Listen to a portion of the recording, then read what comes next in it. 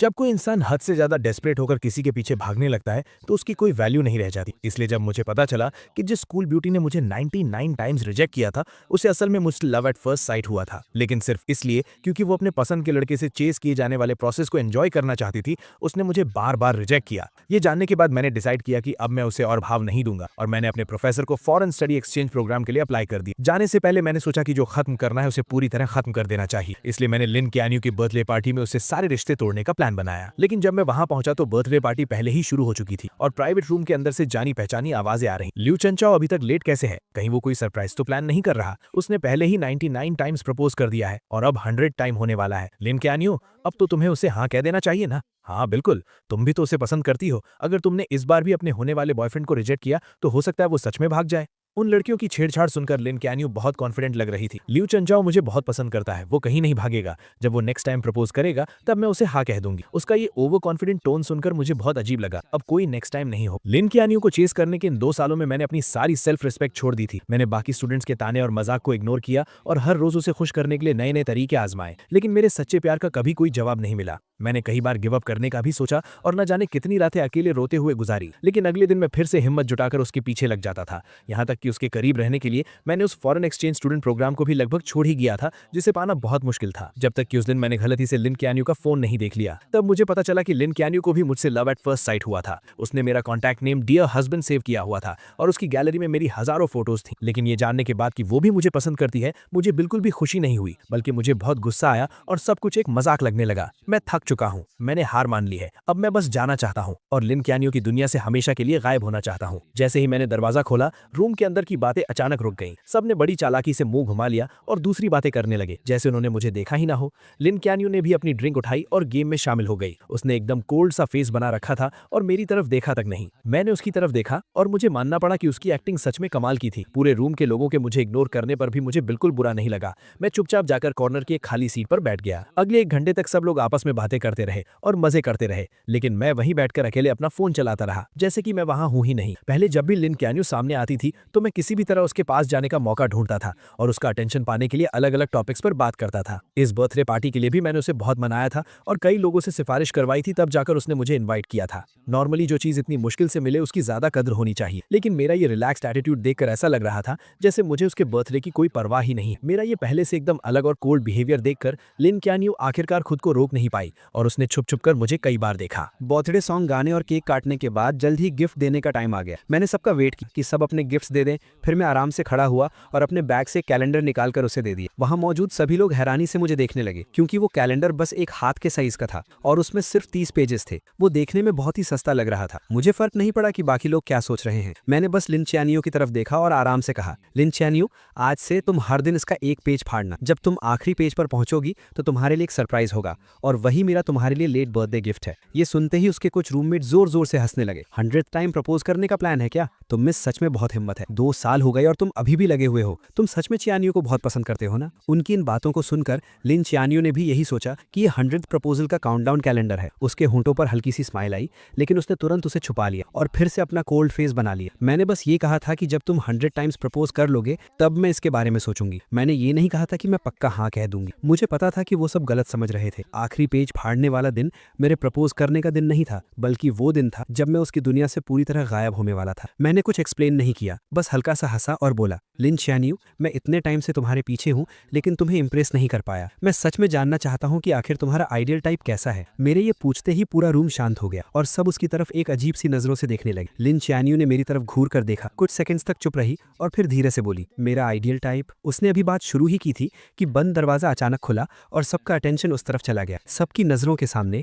जू यानशु एक बहुत ही ब्यूटीफुली पैक्ड बॉक्स लेकर अंदर आई। लिन चियानियो के चेहरे पर एक प्यारी सी स्माइल आ गई। Happy birthday चियानियो। लिन चियानियो की नजरें इस विश के साथ जू यानशु पर टिक गई। उसने अपनी उंगलियों से धीरे से टेबल को नॉक किया और अपनी अधूरी बात पूरी करते हुए बोली, मेरा आइडियल टाइप बेशक एक चेयरफुल और क्लीन लुक वाला हैंडसम गाय है। दरवाजे से अंदर आते ही ऐसी बातें सुनकर जू यानशु के चेहरे पर खुशी आ गई। वो जल्दी से उसके पास गई, अपना केयरफुली प्रिपेयर्ड गिफ्ट उसे दिया और उसे वहीं पर ओपन करने की जिद करने लगी। पल भर में ही सबका ध्यान भटक गया और किसी ने उस टॉपिक पर पर आगे बात नहीं की। उन दोनों को लोगों से घिरा हुआ देखकर मैंने कोई उदासी नहीं दिखाई, बल्कि मैं बहुत ही कामली वापस अपनी जगह पर जाकर बैठ गया। पूरी रात लिन चानियो जहां भी गई, जू यानशु हमेशा उसके साथ रही। वो दोनों हंस बोल रहे थे, एक दूसरे की ड्रिंक्स शेयर कर रहे थे और एक ही केक का पीस खा रहे थे। मैं चुपचाप उनकी ये क्लोजनेस देखता रहा और मेरे दिमाग में कई पुरानी यादें ताज़ा हो गई। हालांकि लिन चानियो किंगडा की स्कूल ब्यूटी है और उसके बहुत चाहने वाले हैं, लेकिन वो हमेशा लड़कों से दूर ही रहती है। उसका इकलौता एक्सेप्शन जू यानशु है, जिसके साथ वो बचपन से बड़ी हुई है। वो उसके बिखरे बालों को सेट करती है, क्लासेस में उसके साथ बैठती है और उसका बैग उठाती है और उसके लिए दूसरे कॉलेजेस की लड़कियों से बैट लगाकर कम्पीट करती है। उसकी ये सारी स्पेशल ट्रीटमेंट मेरे दिन में कांटों की तरह चुभती थी। लेकिन सच्चाई पता चलने वाले दिन मुझे समझ आया कि भले ही लिन चानियो और जू यानशु बचपन के दोस्त हों, लेकिन पहले वो इतने क्लोज नहीं थे। जू यानशु पूरा दिन लिन चानियो के पीछे घूमती थी, लेकिन उसने कभी उसे भाव नहीं दिया था। मेरी एंट्री के बाद ही उसने जानबूझकर मेरे सामने जू यानशु के साथ क्लोज होने का नाटक शुरू किया था, सिर्फ इसीलिए ताकि मुझे जेलस फील हो और मैं उसे चेज करने के लिए और ज्यादा मोटिवेट हूं। इसीलिए अब लिन चानियो को मेरे सामने ये सब नाटक देखकर मुझे सिर्फ हंसी आ रही थी। मैंने अपना ग्लास नीचे रखा, खड़ा हुआ और वॉशरूम चला गया। मैंने अपने चेहरे पर पानी के छींटे मारे, जिससे मुझे थोड़ा होश आया। मैंने अपने बैग से टिश्यू निकाला और चेहरे से पानी पोंछने लगा। मेरा चेहरा ढका हुआ था, इसलिए मुझे पता ही नहीं चला कि अचानक कोई मेरे पास आकर खड़ा हो गया। जब मैंने जू यानशु की वो अजीब सी ताने मारने वाली आवाज सुनी, तब मुझे एहसास हुआ कि कुछ गड़बड़ है। लोचेंजो, तुम इतने सालों से सिस्टर चियानियो के पीछे पड़े हो, लेकिन उसने कभी हाँ नहीं कहा, और तुम्हारी इतनी हिम्मत कि तुम बेशर्मों की तरह इस बर्थडे पार्टी में भी आ गए। मैं तुमसे रिक्वेस्ट करती हूँ, वो तुम्हें बिल्कुल पसंद नहीं करती। क्या तुम्हें थोड़ी भी सेल्फ रिस्पेक्ट नहीं है? तुम बस एक सस्ते डेस्परेट इंसान हो। उसकी बातें सुनकर मेरे चेहरे पर जरा सा भी गुस्सा नहीं। मैंने बस उसे कामली देखा और पूछा, क्या तुम्हारी बकवास खत्म हो गई? जू यानशु को मेरे ऐसे रिएक्शन की उम्मीद नहीं, इसलिए वो कुछ पल के लिए हैरान रह गई। बिल्कुल नहीं। क्या तुम्हें पता है कि पूरा स्कूल तुम्हारे बारे में क्या कहता है? 99 टाइम्स प्रपोज करने वाला डेस्परेट कुत्ता। आखिरकार तुम भी एक स्टूडेंट हो, क्या तुम्हें अपनी इज्जत की कोई परवाह नहीं है? कोई भी देखकर बता सकता है कि सिस्टर चियानियो मुझे पसंद करती है। तुम अपनी ये अंधी आंखें खोलकर क्यों नहीं देखते? उसका ये बदतमीजी भरा रवैया देखकर भी मुझे कोई फर्क नहीं पड़ा। मैंने बस अपनी नजरें उससे हटाकर उसके पीछे की तरफ कर ली और कहा, इससे पहले कि तुम और गालियां दो, अपने पीछे देख लो। मेरी नजर का पीछा करते हुए जू यानशु अजीब सा मुंह बनाकर पीछे मुड़ी और सामने दरवाजे के बाहर लिन चियानियो खड़ी थी। ऐसा लग रहा था कि वो काफी देर से वहां खड़ी थी और शायद उसने अभी अभी जो कुछ हुआ वो सब देख लिया था। ये सोचते ही जू यानशु अचानक घबरा गई। उसके चेहरे पर तुरंत वो बेचारी और मासूम सी एक्टिंग वापस आ गई और उसका सारा एटीट्यूड गायब हो गया। वो जल्दी से उसके पास गई, उसका हाथ पकड़ा और घबराते हुए एक्सप्लेन करने लगी, सिस्टर चियानियो, आपने जो देखा वैसा कुछ नहीं है। ये लूचेंजू था। पहले इसी ने मुझे परेशान किया, लेकिन लिन चियानियो को जैसे कोई फर्क नहीं पड़ा। उसने अपनी आंखों से जू यानशु को मुझे बेइज्जत करते देखा था, फिर भी उसने ऐसे बिहेव किया जैसे उसने कुछ देखा ही ना हो। उसने मेरी तरफ एक नजर देखा, फिर अपनी जैकेट उतारकर जू यानशु को पहना दी। बाहर बहुत हवा है, तुमने इतने कम कपड़े पहने हैं, कहीं तुम्हें ठंड न लग जाए। ये कहते हुए उसने उसका हाथ पकड़ा और वापस प्राइवेट रूम की तरफ मुड़ गए। जू यानशु ने भी इस रिएक्शन की उम्मीद नहीं की। ये देखकर कि लिन चियानियो को मेरे बेइज्जत होने से कोई फर्क नहीं पड़ा, जू यानशु का कॉन्फिडेंस और बढ़ गया। उसने बहुत प्राउडली पीछे मुड़कर मेरी तरफ देखा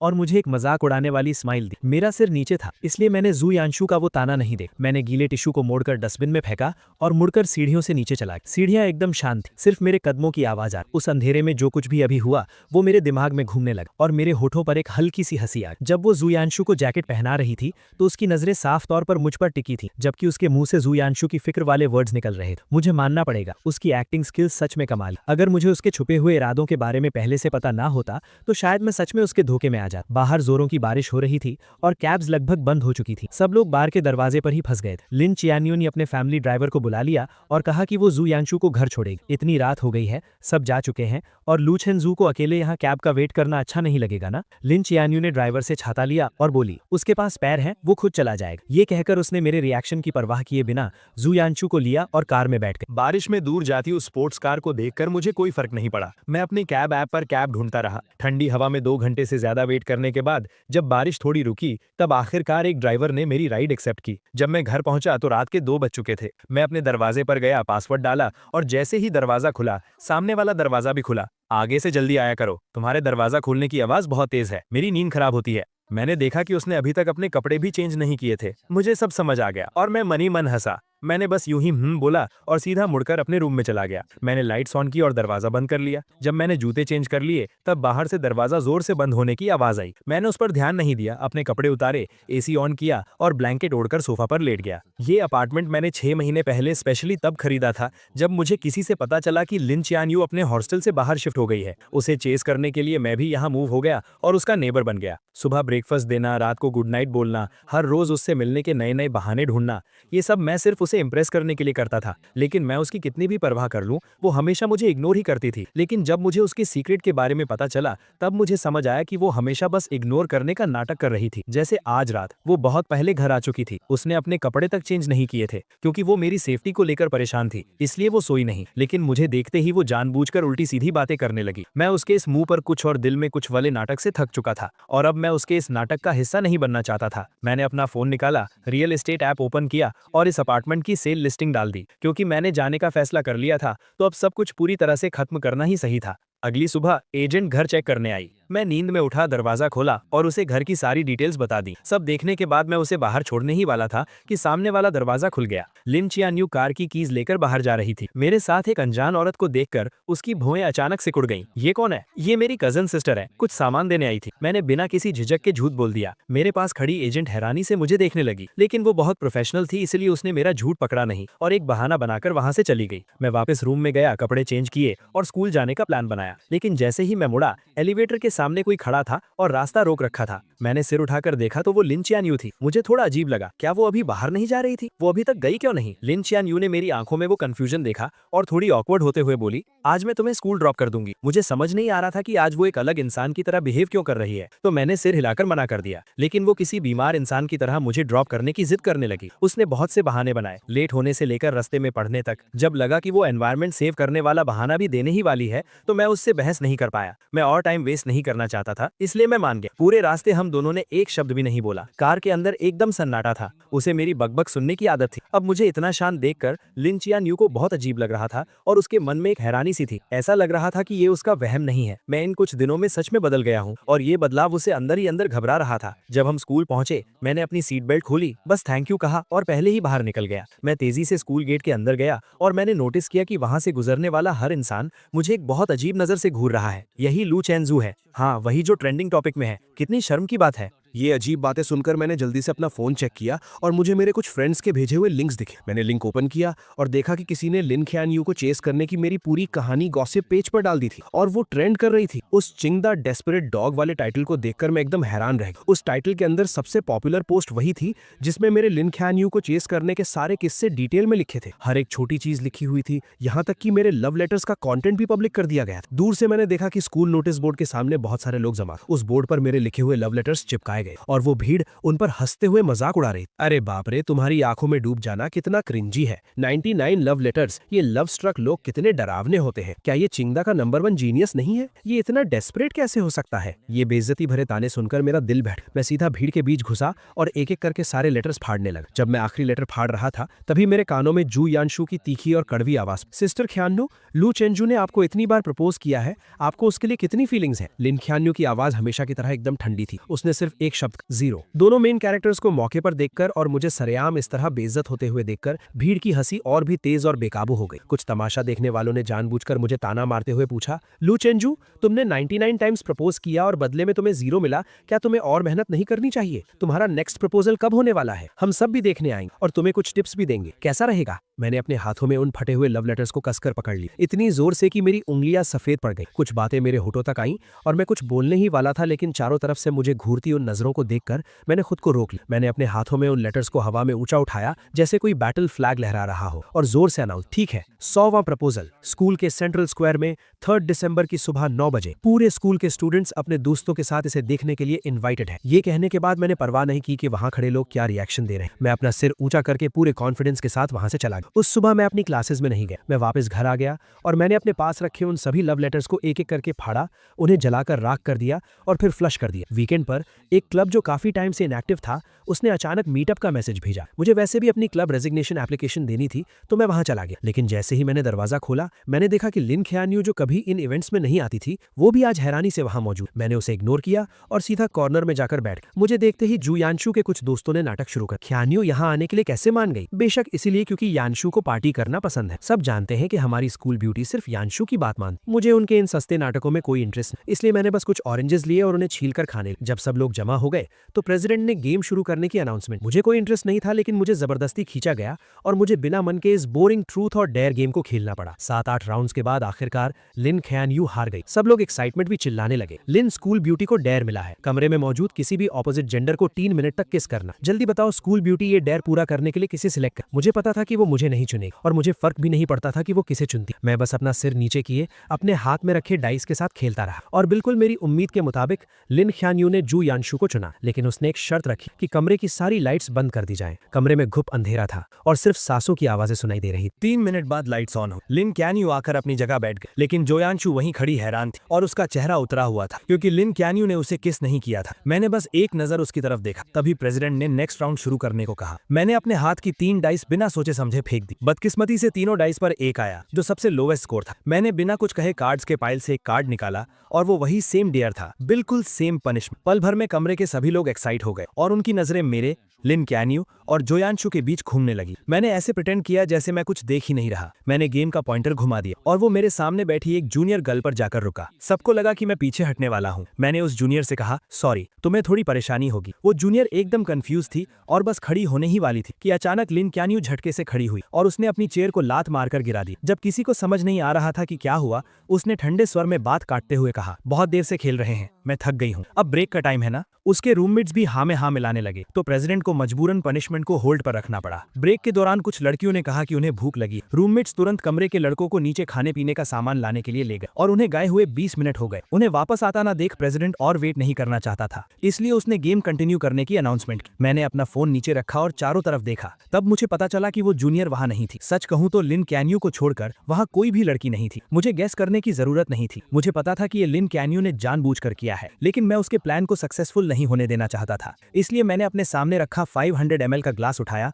और सबकी तरफ इशारा किया। मैंने जिस पार्टनर को सिलेक्ट किया था वो जा चुका, इसलिए गेम के रूल्स के हिसाब से मैं ड्रिंक खत्म करके अपनी पनिशमेंट पूरी करूंगा। ये कहने के बाद मैंने बिना कोई एक्सप्रेशन बदले पूरा ग्लास एक सांस में खत्म कर दी। लिन क्यान्यू को उम्मीद नहीं थी कि मैं उसे चुनने के बजाय ड्रिंक पीना चूज करूंगा। उसका चेहरा तुरंत गुस्से से डार्क हो गया। उसने मेरी तरफ देखा जिसका चेहरा अब लाल हो रहा था और अपने हाथ में पकड़े डाइस को इतनी जोर से दबाया कि उससे आवाज आने लगी। आधे लोगों के चले जाने के बाद गेम में कोई मजा नहीं बचा था, इसलिए वो पार्टी वहीं खत्म हो गई। मैं नशे में झूमता हुआ सबके जाने का वेट करता रहा। फिर मैंने अपने बैग से क्लब रेजिग्नेशन एप्लीकेशन निकाली और प्रेसिडेंट को दे दी। दीवार के सहारे मैं नीचे जाने की कोशिश करने लगा। मैं सीढ़ियों के पास पहुंचा ही था कि मुझे धुंधला धुंधला जोयांशु दिखाई दी। मैं उसे इग्नोर करके साइड से निकलने ही वाला था कि उसने मेरा हाथ जोर से पकड़ लिया। उसकी आंखों में बहुत गुस्सा था। अभी लाइट्स ऑन होने के बाद तुमने मुझे उस अजीब नजरों से क्यों देखा था? मैं तुम्हें बता दूं, भले ही सिस्टर क्यान्यू में मुझे किस नहीं किया, उसका भी एक रीजन था। वो मेरी रिस्पेक्ट करती है। उसकी बातें सुनकर मेरी हंसी छूटने ही वाली थी, लेकिन मुझे पता था कि इस वक्त मैं कुछ भी कहूं जोयांशु नहीं समझेगी, इसलिए मैंने बस अपना सिर हिलाया और कहा, तुम बिल्कुल सही कह रही हो। ये कहकर मैंने उसका हाथ छुड़ाया और जाने लगा, लेकिन जोयांशु ने मुझे और जोर से पकड़ लिया और लगातार मुझे गालियां देने लगी। हम दोनों के बीच धक्का मुक्की होने लगी। मेरे पैर वैसे ही लड़खड़ा रहे थे और उसके खींचने की वजह से मेरा बैलेंस बिगड़ गया। मैं सीधा पीछे की तरफ गिरा और उन ऊंची सीढ़ियों से नीचे लुढ़कता चला गया। जोयांशु भी घबरा गई और उसका बैलेंस बिगड़ गया, जिससे वो भी मेरे साथ सीढ़ियों से नीचे गिर गई। ऊपर से गिरने की आवाज सुनकर जो स्टूडेंट्स अभी ज्यादा दूर नहीं गए थे वो तुरंत मुड़े और वापस भागे। हम दोनों को इतनी बुरी तरह घायल देखकर सब घबरा गए। आखिर में लिन क्यान्यू ने किसी को कांटेक्ट किया और हमें अपने फैमिली हॉस्पिटल भेज दिया। चेकअप के बाद डॉक्टर ने बताया कि मेरी हड्डी क्रैक हो गई है और अगर टाइम पर सर्जरी नहीं हुई तो मैं हमेशा के लिए डिसेबल्ड हो सकता हूँ। जब से उसे पता चला कि हमें चोट लगी है, उसकी नजरें मुझसे एक पल के लिए भी नहीं हटी। मेरे पीले पड़े चेहरे और माथे से टपकते पसीने को देखकर ऐसा लग रहा था जैसे वो भी मेरे दर्द को फील कर रही थी और उसका दिल भी दर्द से तड़प रहा था। ऑपरेशन थिएटर रेडी था, लेकिन हॉस्पिटल में अभी सिर्फ एक ही एक्सपर्ट डॉक्टर मौजूद था जो ये सर्जरी कर सकता था। लिन क्यान्यू को डिसाइड करना था कि पहले सर्जरी किसकी होगी। उसने बिना सोचे मेरी तरफ देखा और मेरी नजरें भी उसी पर थी। मेरी उन आंखों में अब पहले वाला प्यार और पागलपन नहीं था, बस एक मरे हुए तालाब जैसी शांति थी। मेरी उस नजर को देखकर लिन क्यान्यू का दिल जोर से कांप उठा। मिस, प्लीज जल्दी डिसाइड कीजिए, पहले की सर्जरी करनी है। मैं स्ट्रेचर पर अपने पीले पड़े चेहरे के साथ लेटा हुआ था। बेहोश होने से ठीक 1 सेकंड पहले मैंने लिन क्यान्यू को पूरे कॉन्फिडेंस के साथ एक नाम लेते हुए सुना, जोयांशु। पहले जोयांशु को बचाओ। जल्दी ही डॉक्टर्स जोयांशु को ऑपरेशन थिएटर में ले गए। जैसे ही वो दरवाजा बंद हुआ मैं पूरी तरह से बेहोश हो गया। जब मुझे दोबारा होश आया तब तक एक दिन बीत चुका था। आंखें खोलते ही सबसे पहले मैंने अपने पैरों को हाथ लगाकर चेक किया। जब मुझे फील हुआ कि मेरे पैर अभी भी सही सलामत हैं, तब जाकर मैंने चैन की सांस ली। मेरी आंखों से खुशी के आंसू छलक पड़े। थैंक गॉड, मैं डिसेबल्ड नहीं हुआ। खबर मिलते ही मेरे मेरे पेरेंट्स तुरंत आ गए और मुझे टॉप फ्लोर के वीआईपी वार्ड में शिफ्ट कर दिया, जहां वो मेरी देखभाल करने लगे। 2 घंटे बाद जू यांशु को मेरे ठीक सामने वाले वार्ड में शिफ्ट किया गया। लिन क्यून्यू खुद उसका हाथ पकड़कर उसे अंदर लेकर आई। चेकअप्स में आसानी हो इसलिए दोनों वार्ड्स के दरवाजे खुले हुए थे और मैं सामने वाले वार्ड में जो कुछ भी हो रहा था वो सब साफ साफ सुन सकता था। जू यांशु दर्द से परेशान थी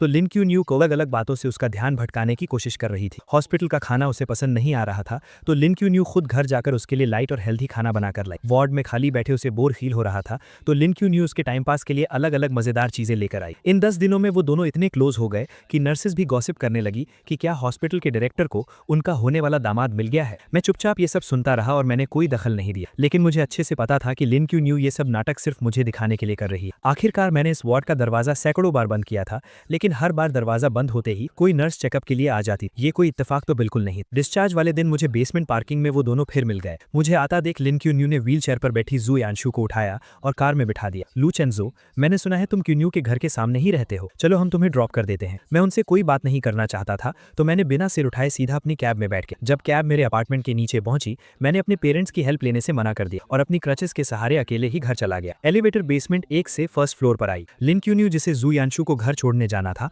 वो अचानक एलिवेटर के अंदर आ गई। हम दोनों ने एक दूसरे को देखा लेकिन किसी ने कुछ नहीं कहा। एलिवेटर 17th फ्लोर पर रुकी। लिन क्यून्यू दरवाजे के पास खड़ी थी और बाहर नहीं जा रही, इसलिए मुझे अपनी क्रचेस के सहारे थोड़ा घूमकर पहले बाहर निकलना पड़ा। मैं धीरे चल रहा था लेकिन मेरे पीछे आ रही लिन क्यून्यू मुझसे भी धीरे चल रही। मैं फील कर सकता था कि उसकी नजरें मुझ पर ही टिकी थी। जब मैं दरवाजे पर पहुंचा मैंने पासवर्ड डालना चाहा लेकिन अचानक मेरी क्रच जमीन पर गिर गई। मुझे दीवार के सहारे धीरे धीरे नीचे झुकना पड़ा। जैसे ही मैंने अपनी क्रच पकड़ी अचानक मेरे सामने एक परछाई सी आई। लिन क्यानयू भी नीचे बैठ गई थी, शायद मेरी क्रच उठाने के लिए, लेकिन जैसे ही उसकी नजर मुझसे मिली उसने अपना हाथ पीछे खींच लिया और अपने खुले हुए शूलेस बांधने का नाटक करने लगी। मेरे चेहरे पर एक मजाक उड़ाने वाली स्माइल आ गई। मैंने अपनी क्रच उठाई, धीरे धीरे खड़ा हुआ और रूम के अंदर चला गया। घर पर लंबे समय तक रेस्ट करने के बाद फाइनल एग्जाम्स का टाइम आ गया। हालांकि मुझे जल्द ही विदेश जाना था लेकिन अब मैं थोड़ा चल सकता था, इसलिए मैंने एग्जाम पोस्टपोन करने की एप्लीकेशन नहीं दी और एग्जाम देने चला गया। लेक्चर हॉल में बहुत सीढ़ियां थी और मेरे पैरों की चोट अभी पूरी तरह ठीक नहीं हुई थी, इसलिए मैं बीच में फर्स्ट रो में बैठ गया। थोड़ी देर में लिन क्यानयू जू यांशु को सहारा देकर अंदर लाई। मुझे देखते ही जू यांशु ने तुरंत नाटक शुरू कर दिया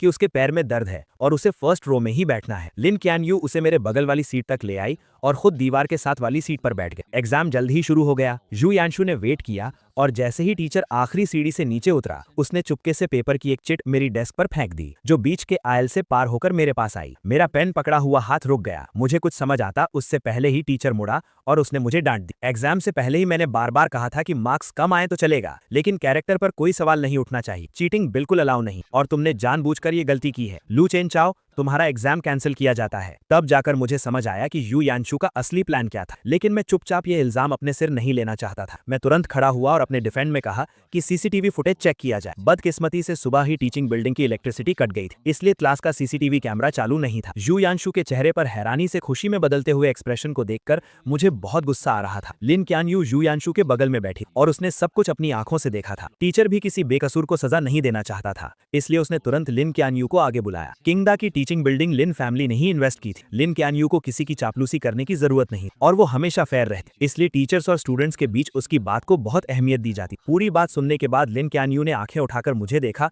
और फिर बहुत ही कामनेस के साथ बोली, जिसने चीटिंग की वो यू यांशु नहीं है। उसके ये कहते ही मेरे ऊपर लगा इल्जाम पक्का हो। लू चेनचाओ, अब तुम्हारे पास क्या बहाना है? तुमने चीटिंग की, उसे एक्सेप्ट भी नहीं कर रहे और उल्टे अपनी क्लासमेट पर इल्जाम लगा रहे हो। तुम सच में सुधरने वाले नहीं। तुम्हारे पिछले मार्क्स भी कहीं चीटिंग से तो नहीं आए थे? कुछ भी हो जाए इस बार मैं इसे पूरे स्कूल में अनाउंस करके तुम्हें पनिश करूंगा। मैं अपनी जगह पर ही खड़ा रह गया। मुझे ऐसा लगा जैसे मैं किसी बर्फ की खाई में गिर गया। मुझे लगा था कि सही और गलत के बीच फैसले के वक्त लिन क्यानयू हमेशा अपने प्रिंसिपल्स को फॉलो करेगी, इसलिए मैंने उसका नाम लिया। लेकिन मुझे बिल्कुल उम्मीद नहीं थी कि सब कुछ अपनी आंखों से देखने के बावजूद वो यू यांशु को बचाने के लिए झूठ बोलेगी। अब मैं कितनी भी सफाई दे दूं सब बेकार था। मैंने लिन क्यानयू को गहरी नजरों से देखा और बिना एक शब्द कहे वहां से चला गया। मेरी उन लाल आंखों को देखकर लिन क्यानयू अचानक घबरा गई। वो बिना सोचे मेरे पीछे आई और मेरा रास्ता रोक। लू चेनचाओ, मुझे पता है इस मामले में गलती यांशु की थी, लेकिन वो बहुत सेंसिटिव है। मैं नहीं चाहती कि लोग उसके बारे में बातें बनाएं। उसने मुझे एक बार भी सॉरी नहीं कहा, बस यू यांशु को डिफेंड करने में लगी हुई थी। मुझे तो शक होने लगा था कि उस दिन जो फोटोज मैंने देखी थी वो कहीं कोई सपना तो नहीं था, तो इसी वजह से तुमने मुझे फंसाने में उसकी मदद की। वो लोगों के ताने नहीं सह सकती लेकिन मैं सह सकता हूँ, है ना? लिन चैन-यू, तुम्हें लगता है कि मैंने तुम्हें 99 टाइम्स प्रपोज किया है तो मैं बहुत बेशर्म हूँ और मैं इतना स्ट्रांग बन चुका हूँ कि मुझे किसी की बातों से कोई फर्क नहीं पड़ता। मेरी ये हालत देखकर लिन चैन-यू की बाई आंख फड़कने लगी। उसने सीधा मेरा हाथ पकड़ा और बोली, मेरा वो मतलब नहीं था, ये सिर्फ एक एग्जाम है, क्रेडिट्स बाद में मेकअप किए जा सकते हैं। आज तुम्हारे साथ जो भी नाइंसाफी हुई है, मैं आगे चलकर उसे ठीक करने का कोई ना कोई रास्ता निकाल लूंगी। ठीक करना? तुम तो मुझे पसंद भी नहीं करती, फिर इसे कैसे ठीक करोगी? मेरा ये मजाक उड़ाने वाला टोन सुनकर लिन चैन-यू का दिल बैठ गया और वो लगभग अपने दिल की बात बोलने ही वाली थी। किसने कहा मैं पसंद नहीं करती? ये बोलते ही उसे एहसास हुआ कि उसने कुछ गलत बोल दिया है। उसने जल्दी से खुद को रोका और कहा, तुम मुझ पर ट्रस्ट करो, तुम्हारे 100th प्रपोजल के दिन मैं तुम्हें सब कुछ वापस लौटा दूंगी। लिन चैन-यू बस यही कहने वाली थी कि वो मेरे प्रपोजल को पक्का एक्सेप्ट कर लेगी। पहले वो इतनी आसानी से अपनी फीलिंग शो नहीं करती थी, लेकिन अब मुझे कोई फर्क नहीं पड़ता था। मैंने उसका हाथ झटक दिया और बोला, तो फिर उस कैलेंडर के पेजेस फाड़ती रहो और आखिरी दिन का वेट करो। मुझे अपना हाथ पीछे खींचते देख लिन चैन-यू भी हैरान रह गई और आखिरकार उसकी आवाज थोड़ी सॉफ्ट हो गई। ठीक है, सिर्फ 3 दिन बचे हैं, मैं तुम्हें जरूर एक सेटिस्फैक्टरी जवाब दूंगी। मेरे जाने से 3 दिन पहले वो अपार्टमेंट जो मैंने सेल के लिए डाला था वो बिक गया। एजेंट कॉन्ट्रैक्ट लेकर आई और मैंने तुरंत साइन कर दिया। मैं 3 दिन बाद शिफ्ट हो जाऊंगा। इन कुछ दिनों में मैं घर का सारा सामान साफ कर दूंगा और नया ओनर तब यहाँ आ सकेगा। एजेंट ने डेट्स नोट की और मैं उसे एलिवेटर तक छोड़ने गया। दरवाजा खुलते ही लिन चैन-यू 2 बैग्स लिए बाहर आई। उसने कुछ देर तक एजेंट को घूर कर देखा और फिर बहुत पोलाइटली कहा, गुड मॉर्निंग। एजेंट ने भी हैरानी में रिप्लाई किया, गुड मॉर्निंग। एलिवेटर के नीचे जाने के बाद मैं मुड़कर अपने रूम में जाने ही वाला था कि अचानक लिन चैन-यू ने मुझे रोक लिया और अपने हाथ में पकड़ा एक बैग मेरी तरफ बढ़ा दिया। मैं बस वहां से गुजर रही थी। मैंने ये थोड़ा ज्यादा ले लिया है और मैं इसे खत्म नहीं कर पाऊंगी। क्या तुम थोड़ा ट्राई करना चाहोगे? मैंने उस बैग की तरफ एक नजर डाली। वो मेरे फेवरेट ड्राई फ्रूट्स थे। ये शॉप ईस्ट साइड में थी, जहां आने जाने में 2 घंटे लगते थे और वहां 1 घंटे की लाइन में लगना पड़ता था। वो स्पेशली मेरे फेवरेट स्नैक्स खरीदने गई थी और फिर उसे मुझे देने का बहाना ढूंढ लाई। मैंने बिना कुछ कहे वो बैग ले लिया,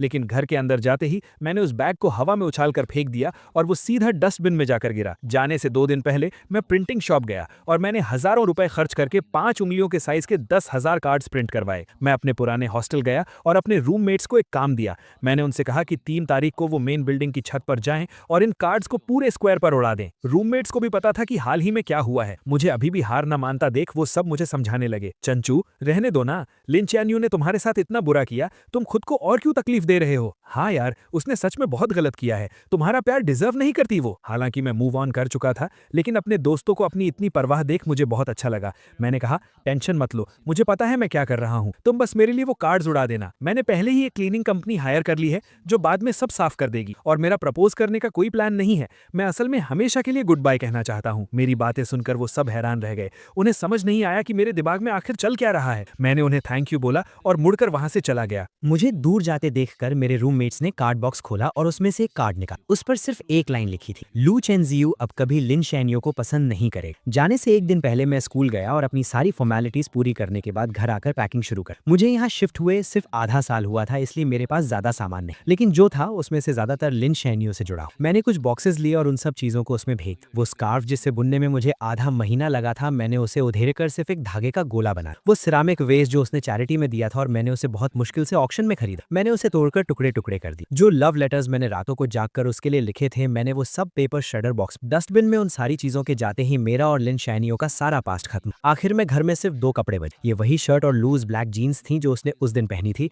जब हम पहली बार मिले। मैंने माचिस जलाई और उन्हें जलाकर राख कर दी। जब मैं खड़ा हुआ तो मैंने देखा कि लिन चैन-यू कुछ ही दूरी पर खड़ी थी। मैंने बहुत कामली उससे कहा, बस कुछ फालतू का कचरा साफ कर, और मुड़कर अपस्टेयर्स चला। अगले दिन सुबह होते ही मैं सामने वाले दरवाजे की आवाजों से उठ गया। मैंने नींद में अपनी आंखें खोली और टाइम देखने के लिए अपना फोन उठाया। तभी मैंने नोटिफिकेशन बार में लगातार आते हुए ढेरों मैसेजेस देखे। मुझे समझने में थोड़ा टाइम लगा कि ये सारे मैसेजेस 20 से ज्यादा लोगों के ग्रुप से आ रहे हैं। 1 साल पहले लिन चैन-यू की पसंद जानने के लिए मैं चुपके से इस ग्रुप में जुड़ा था। मैं उस ग्रुप से लीव होना भूल गया और लिन चैन-यू को भी नहीं पता था कि मैं उस इतनी सुबह सुबह जो लोग बातें कर रहे थे वो लिन चैन-यू की हॉस्टल फ्रेंड्स थी। चैन-यू इतनी जल्दी उठ गई, कहीं ऐसा तो नहीं कि एक्साइटमेंट के मारे तुम रात भर सोई ही नहीं? ये भी कोई पूछने की बात। वो कल रात 11 बजे से ही तैयारी में लगी। क्या इस बार सच में तुम लू चेन-जियू का प्रपोजल एक्सेप्ट करने वाली हो? यहाँ तक स्क्रॉल करने के बाद मेरे हाथ रुक गए। मैंने देखा कि नीचे लिन चैन-यू ने एक लंबा सा मैसेज टाइप किया हुआ था। प्रपोजल एक्सेप्ट करने की बात नहीं है, हम दोनों एक दूसरे को पसंद करते हैं तो हमारा साथ आना तो वैसे भी तय। अब ये फालतू के सवाल मत, मुझे ये बताओ कि आज कौन सी ड्रेस ज्यादा अच्छी लगेगी, ये वाली या ये ये वाली। उसके भेजी गई दर्जनों ड्रेसेस की फोटोज देखकर ग्रुप में खलबली मच गई। हे भगवान, इतनी सारी तैयारियां! क्या ये हमारी वही कोल्ड स्कूल ब्यूटी है जो लड़कों से दूर रहती थी?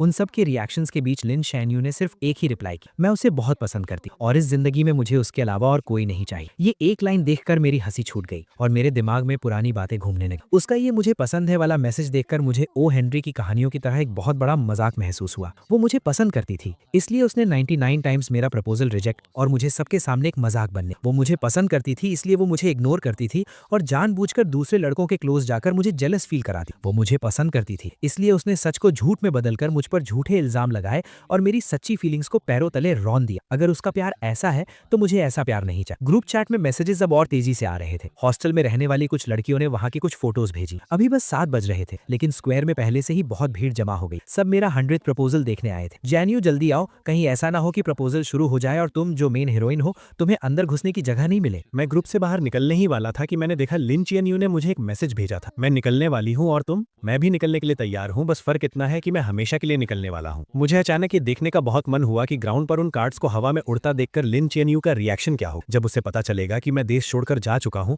तो उसे कैसा फील होगा। लेकिन अफसोस, मैं वो सब नहीं देख पाऊंगा। आज के बाद लिन चियनयू से मेरा कोई लेना देना नहीं है। मैंने आराम से अपनी पैकिंग खत्म की, मुड़कर उस खाली रूम को देखा और फिर अपना फोन निकालकर लिन चियनयू के सारे नंबर्स और अकाउंट्स ब्लॉक कर दिए। ये सब करने के बाद मुझे इतनी शांति मिली जो मैंने पहले कभी फील नहीं की थी। मैंने अपना सूटकेस उठाया, मुड़कर दरवाजे से बाहर निकला और अपनी एक नई और बेहतरीन जिंदगी की तरफ कदम बढ़ा। 9 बजने में अभी 5 मिनट बाकी। स्क्वायर में इतनी भीड़ थी कि पैर रखने की भी जगह नहीं। यहाँ तक कि सिक्योरिटी गार्ड्स को भी ऑर्डर मेंटेन करने के लिए आना पड़ा। नीचे इतने सारे लोगों की भीड़ को देखकर मेरे रूममेट्स हैरान रह गए और खुशी से बातें करने लगे। इतने सारे लोग, इसका मतलब है जो भी होने वाला है वो तुरंत पूरे स्कूल में फैल जाएगा। ये अच्छा ही है, वरना चैन झू के जाने के बाद भी लोग पीठ पीछे उसके बारे में बातें करते रहेंगे। वो आपस में बातें कर ही रहे थे कि टाइम हो गया, 8:59 हो गए हैं, चैन झू पहुंच चुका होगा। जल्दी करो, जो कार्ड्स फेंकने वाले हैं और जो फोटोज क्लिक करने वाले हैं सब रेडी हो जाओ। हमें चैन झू के फ्लाइट में बैठने से पहले उसे ये नजारा जरूर दिखाना है। उनकी बात खत्म होते ही 9 बजे का अलार्म बज उठा। 2 लड़के राइट और लेफ्ट साइड में अपनी पोजीशन पर खड़े हो गए और विंडो पर रखे उन कार्ड्स के ढेरों को हवा में उड़ा दी। पल भर में ही वो सफेद कार्ड 16th फ्लोर की छत से हवा में तैरते हुए नीचे गिरने लगे। स्क्वायर में खड़े किसी कमजोर नजर वाले स्टूडेंट ने चिल्लाकर कहा, देखो स्नो गिर रही है, और सबने अपना सिर ऊपर उठा लिया। जैसे ही वो कार्ड्स नीचे गिरने वाले थे, लोगों ने उन्हें पकड़ने के लिए छलांग लगाई, ये देखने के लिए कि आखिर उन पर क्या लिखा है। और स्क्वायर के बिल्कुल बीच में खड़ी लिन चियनयू भी अपना सिर उठाकर ऊपर देख रही थी। उसके साथ खड़ी लड़कियां भी इस नजारे को देखकर हैरान थी। वाओ, ये कितने सारे हैं, कम से कम 10,000 कार्ड्स होंगे। लू चेनझू ने सच में बहुत मेहनत की। अपनी सहेलियों की ये तारीफें सुनकर लिन चियनयू का दिल भी उम्मीदों से भर गया। उसने अपना हाथ ऊपर किया और एक कार्ड कैच कर ली। उसने चेहरे पर स्माइल के साथ उसे पलटा, लेकिन जैसे ही उसने उस पर लिखे वर्ड्स पढ़े, उसके चेहरे की स्माइल वहीं जम गई। उसके बगल में खड़ी सहेलियां उसे चिढ़ाने के लिए आगे आईं, लेकिन कार्ड पर लिखे वर्ड्स देखकर उनकी भी आंखें फटी रह गई और वो हकलाते हुए बोली, ये इम्पॉसिबल है, पक्का कोई गलती हुई है। वो उसे दिलासा देते हुए नीचे गिरे बाकी कार्ड्स उठाने लगी और लिन चेनयू को दिखाने लगी, लेकिन उन नए कार्ड्स पर भी बिल्कुल सेम चीज प्रिंट थी। लू चेनझू अब कभी लिन चेनयू को पसंद नहीं करेगा। अब सब लोग सच में घबरा गए थे। उन्होंने जल्दी से अपने बगल में खड़े लोगों के हाथ से कुछ कार्ड्स छीन लिए, लेकिन उन्हें पढ़ने के बाद उनके दिलों का डर और बढ़ गया। ये कैसे पॉसिबल है? क्या ये प्रपोजल है? ये क्या बकवास लिखी? कहीं किसी ने जानबूझकर गड़बड़ तो नहीं की है? वो लोग अभी भी बहाने बना ही रहे थे कि तभी भीड़ में खड़े बाकी लोगों के हाथ में भी कार्ड्स आ गए और वो जोर जोर से चिल्लाने लगे, लू चेनझू अब कभी लिन चेनयू को पसंद नहीं करेगा। अरे तो ये प्रपोजल नहीं था यार, सबको यहाँ बेवकूफ बनाकर बुलाया गया सिर्फ ये क्लियर करने के लिए। इतनी मेहनत से प्रमोशन किया, अब तो पूरे स्कूल को पता चल गया। लोगों की तेज होती इन आवाजों और बातों को सुनकर लिन चेनयू के चेहरे का रंग धीरे धीरे उड़ गया। उसे ऐसा लगा जैसे किसी ने उसका दिल जकड़ लिया हो। उसके दिमाग में ऑक्सीजन की कमी होने लगी और सब कुछ ब्लैंक हो गया। उसकी आंखों में सिर्फ हैरानी और डर साफ दिखा जा सकता था। स्क्वायर में खड़े हजारों लोग पंजों के बल उठकर उसका रिएक्शन देखने की कोशिश कर रहे थे और सबकी उम्मीदों के मुताबिक उसने अपने हाथ के कार्ड्स फेंक दिए और तेज कदमों से मेन बिल्डिंग की तरफ भागने लगे। तमाशा देखने वाले लोग भी तुरंत उसके पीछे पीछे जाने लगे। आखिरी कार्ड्स का बंडल नीचे फेंकने के बाद रूममेट्स भी जाने की तैयारी कर रहे, लेकिन जैसे ही वो दरवाजे के पास पहुंचे, सामने से लिन चैनयू आ गई। वो अपनी सहेलियों के साथ भागकर ऊपर आई थी और कुछ ही सेकंड्स में उनके पीछे तमाशा देखने वालों की भारी भीड़ भी वहां आ गई। लिन चैनयू को देखकर रूममेट्स ने तुरंत उसे ताना मारना शुरू कर दी। ओहो, तो ये हमारी चिंगडा की स्कूल ब्यूटी है ना? क्या तुम कहती नहीं थी कि लू चेनझू तुम्हारे लायक नहीं है? तो फिर तुम इस बोरिंग से तमाशे में हिस्सा लेने क्यों आई हो? उनकी ये तानेबाजी सुनकर लिन चैनयू के हाथ कसकर मुट्ठी बन गए। उसका चेहरा गुस्से से लाल हो गया और उसने पूछा, क्या ये कार्ड्स तुम लोगों ने अपनी मर्जी से नीचे फेंके हैं? अपनी मर्जी शब्द सुनकर तीनों लड़के जोर से हंस पड़े। हमारी इतनी हिम्मत कहाँ? ये सब लू चेंजो ने बहुत सारे पैसे खर्च करके प्रिंट करवाए थे और बहुत मेहनत से स्कूल तक लेकर आया था। हम तो बस उसका आखिरी काम पूरा करने वाले मजदूर हैं। ये सुनकर पीछे खड़े स्टूडेंट्स आपस में फुसफुसाने लगे। लिन चैन यू को तो लू चेंजो पसंद नहीं था ना। अब जब उस लड़के ने हार मान ली है तो ये इतनी बेचैन क्यों हो रही? तुम्हें क्या पता, नॉवेल्स की लैंग्वेज में इसे कहते हैं कि एक घमंडी लड़की का घमंड टूट गया है और अब वो अपने प्यार के पीछे भाग रही है। मुझे तो लगता है कि अगर वो अब रिग्रेट कर रही है तो वो इसी लायक है। जब उसने पहले 99 टाइम्स उसे इग्नोर किया तब वो क्या कर रही थी? लोगों की ये बातें लिन चैन यू के दिल में तीखे चाकुओं की तरह चुभ रही और उन्होंने उसके लंबे समय से चले आ रहे कॉन्फिडेंस को चकनाचूर कर दी। इन 2 सालों में उसे लगा था कि वो मुझे पूरी तरह समझती है और मेरे थॉट्स और एक्शंस को इजीली कंट्रोल कर सकती, और आखिर हुआ भी वैसा ही। मेरे पिछले 99 प्रपोजल्स बिल्कुल वैसे ही खत्म हुए थे जैसे उसने सोचा था। उसे लगा था कि 100th टाइम सब कुछ खत्म हो जाएगा और मेरे और उसके बीच एक परफेक्ट हैप्पी एंडिंग हो। लेकिन जब उसे लग रहा था कि वो पूरी तरह जीत चुकी है, मैंने पूरी दुनिया के सामने उसे सबसे बड़ा झटका दिया। अब वो पहले की तरह शांत और केयरलेस होने का नाटक नहीं कर पा रही। उसकी असलियत सबके सामने आ चुकी। लू चेंजो कहाँ है? प्रेसिडेंट सू ने उसके चेहरे को देखा। उनके होठों पर मजे लेने वाली एक स्माइल आई और उन्होंने हाथ उठाकर चिड़िया के उड़ने का इशारा की। प्रपोजल खत्म हो गया तो जाहिर सी बात है वो उड़ गया। लू चैन यू को लगा कि वो मजाक कर रहा है, लेकिन आखिरी 2 वर्ड सुनकर उसके दिल की धड़कन कुछ सेकंड्स के लिए रुक गई। उड़ गया का मतलब क्या है? अचानक उसके मन में एक बहुत बुरा ख्याल आया। उसने सामने खड़े लड़कों को धक्का दिया और छत की तरफ भागी। छत बिल्कुल खाली थी, वहां कोई नहीं था और सीढ़ियों और एलिवेटर में लोगों की इतनी भीड़ थी कि मेरा नीचे जाना इम्पॉसिबल था। क्या लू चेंजो आज स्कूल नहीं आया था? ये एहसास होते ही वो बुरी तरह घबरा गई और उसे समझ नहीं आ रहा था कि वो क्या करे। सिक्योरिटी गार्ड्स ने आखिरकार मेन बिल्डिंग में फंसी सारी भीड़ को बाहर निकाला। अपनी सहेलियों के सहारे लिन चैन यू नीचे आई। उसने देखा कि 7-8 स्वीपर्स जमीन से वो कार्ड्स साफ कर रहे थे। वो बिना कुछ सोचे नीचे झुकी और एक कार्ड उठाया जिस पर जूतों के निशान छपे थे। अब जब उसने उन वर्ड्स को देखा तो उसकी फीलिंग्स बदल चुकी थी। उसका गुस्सा और हैरानी अब एक कभी ना खत्म होने वाले डर और घबराहट में बदल चुके थे। कुछ नहीं होगा चैन यू, लू चेंजो ने ये सब पक्का उस सस्पेंशन वाले मामले के गुस्से में किया होगा। तुम वापस जाओ और उसे अच्छे से एक्सप्लेन करो। अपने दिल की सारी बातें उसे बता दो। वो तुम्हें बहुत पसंद करता है, वो तुम्हें पक्का माफ कर देगा। हाँ, उसने तुम्हें 2 साल चेज किया है और 99 टाइम्स प्रपोज किया है। इस बार वो पक्का बस ऐसे ही गुस्सा दिखा रहा है। तुम उसे थोड़ा सा मना लोगी तो वो मान जाएगा। हालांकि सब लोग उसे पॉजिटिव बातें बोलकर समझा रहे थे, लेकिन लिन चैन यू के सिक्स्थ सेंस उसे बता रही थी कि इस बार सब कुछ पहले से बिल्कुल अलग है। वो अपनी उस घबराहट को रोक नहीं पा रही थी और उसे अपनी सहेलियों की बातें भी शोर लग रही थी। परेशान होकर वो सीधा कार ड्राइव करके अपार्टमेंट की तरफ निकल गई। वो मुझे ढूंढकर सब कुछ क्लियर करना चाहती थी। 10:30 पर उसने अपनी कार पार्क की और जैसे ही सोसाइटी के गेट पर पहुंची उसने डस्टबिन साफ करने वालों को देखा। अचानक उसे कल रात का वो सीन याद आ गया जब मैं जमीन पर बैठकर कुछ जला रहा था। उस वक्त भी उसे लगा था कि कुछ अजीब है, लेकिन उसने मुझसे पूछा नहीं। अब वो देखना चाहती थी कि आखिर मैंने क्या जलाया था, लेकिन गार्ड ने वहां नया डस्टबिन रख दिया था। क्लीनिंग ट्रक दूर जा चुका था तो मजबूरन लिन चैन यू हाथ में वो कार्ड लिए ऊपर चली गई। एलिवेटर का दरवाजा खुलते ही वो सामने रखे कुछ बड़े लगेज बॉक्सेस के कारण अंदर ही फंस गई। पास खड़े लड़के ने देखा कि वो बाहर नहीं आ पा रही है तो उसने जल्दी से सॉरी बोला और लगेज हटाने लगा। लिन चैन यू ने अंदाजा लगाया कि शायद ये कोई नया नेबर है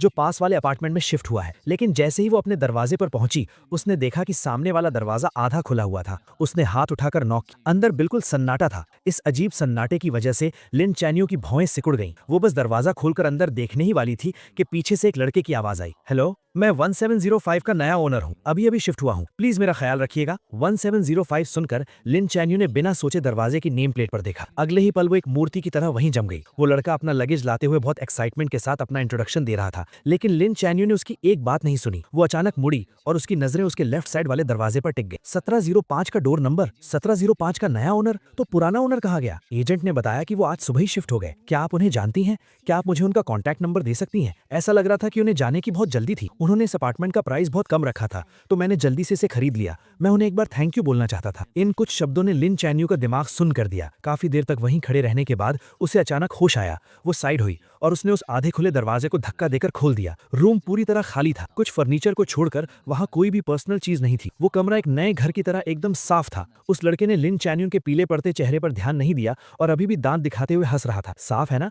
एजेंट ने बताया कि उस भाई ने 3 दिन तक सफाई की क्योंकि सारा सामान ले जाना मुश्किल था तो उसने बहुत सी चीजें फेंक भी दी। लिन चैन यू को याद ही नहीं था कि वो अपने घर वापस कैसे पहुंचा। जब उसे होश आया तो उसने खुद को दरवाजे के पास जमीन पर गिरा हुआ पाया। उसके पैरों में कोई जान नहीं बची थी और वो पूरी पसीने में भीगी हुई थी, जैसे अभी अभी पानी से निकाली गई हो। उसने अपना फोन निकाला, वी चैट पर मेरी प्रोफाइल ओपन की और कांपते हाथों से कुछ वर्ड्स टाइप किए। तुम यहाँ से शिफ्ट क्यों हो गए? जैसे ही उसने सेंड बटन दबाया, स्क्रीन पर एक लाल निशान आ गया। उस लाल निशान को देखकर उसकी आंखें कुछ सेकंड्स के लिए वहीं टिक गईं। फिर भी उसे यकीन नहीं हुआ तो उसने कुछ और मैसेजेस सेंड किए, लेकिन हर बार वही सेम फेल्ड मैसेज की वार्निंग आई। फोन की स्क्रीन को देखकर उसे ऐसा लगा जैसे किसी ने उसका गला घोंट दिया हो और उसकी सांस रुकने लगी। जैसे ही उसकी सांस रुकने वाली थी, फोन बजा। उसने अपना हाथ हटाया और फोन उठाया। तभी उसे अपनी रूममेट की घबराई हुई आवाज सुनाई दी। चीएनयू, गड़बड़ हो गई। लू चेंजू इटली चला गया है। मैंने अभी अभी नोटिस बोर्ड पर एक्सचेंज स्टूडेंट लिस्ट में उसका नाम देखा है। ये बात लिन चीएनयू के दिल में किसी बिजली की तरह गिरी और एक तूफान ले आई। उसने कैबिनेट पकड़कर खड़े होने की कोशिश की, लेकिन उसके सुन्न पड़े पैर उसका साथ नहीं दे रहे थे। वो सीधे सिर के बल जमीन पर गिर पड़ी और उसका माथा दीवार के कोने से जोर से टकराया। वहां एक गहरा घाव हो गया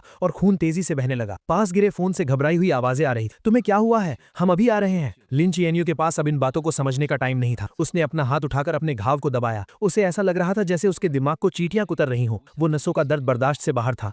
वो सिकुड़कर गोल हो गई और उसके गले से दर्द भरी कराह निकलने लगी। उसकी आंखों के सामने अंधेरा छा गया। पूरी तरह बेहोश होने से पहले उसके दिमाग में बस वही एक लाइन चल रही थी जिसे उसने आज ना जाने कितनी बार पढ़ा था और जो उसके दिल पर छप चुकी थी। लू चेंजू अब कभी लिन चीएनयू को पसंद नहीं करेगा। लिन चीएनयू को बहुत गहरी चोट आई थी। किस्मत से उसकी जान बच गई, लेकिन उसे आईसीयू में एडमिट करना पड़ा। जब उसे होश आया तो उसे पता चला कि 3 दिन बीत चुके हैं। उसकी सहेलियों ने उसके बेड के पास खड़े होकर चैन की सांस ली और फिर उसे बताने लगी कि उसके बेहोश रहने के दौरान क्या क्या हुआ था। जो खबर उन्हें मिली थी उसके हिसाब से लू चेंजू 3 दिन पहले ही इटली पहुंच चुका था, लेकिन अभी तक उसके एडमिशन की फॉर्मेलिटीज पूरी नहीं हुई थी। सुना है कि लिस्ट पब्लिक होने के बाद किसी ने स्कूल में उसकी कंप्लेन कर दी कि उसने अभी कुछ टाइम पहले एग्जाम में चीटिंग की थी, इसलिए उसका एक्सचेंज प्रोग्राम कैंसिल कर देना चाहिए। अगर उसका प्रोग्राम कैंसिल हो गया तो उसे पक्का वापस आना पड़ेगा। चीएनयू, तुम टेंशन मत लो, वो कहीं भाग नहीं सकता। लिन चीएनयू का दिल जोर से धड़कने लगा और उसकी आंखें फटी की फटी रह गईं। वो अभी इस शॉकिंग न्यूज से बाहर भी नहीं आ पाई थी कि दरवाजे पर नॉक हुआ। एक रूममेट भागकर दरवाजा खोलने गई और बाकी तीनों हैरानी से देखने लगी। उन्होंने देखा कि फेमस प्रोफेसर जांग बहुत गुस्से में अंदर आए। उन्होंने बेड पर लेटी लिन चीएनयू की तरफ एक नजर देखा। उनका वो बिना कुछ कहे डराने वाला ऑरा ऐसा था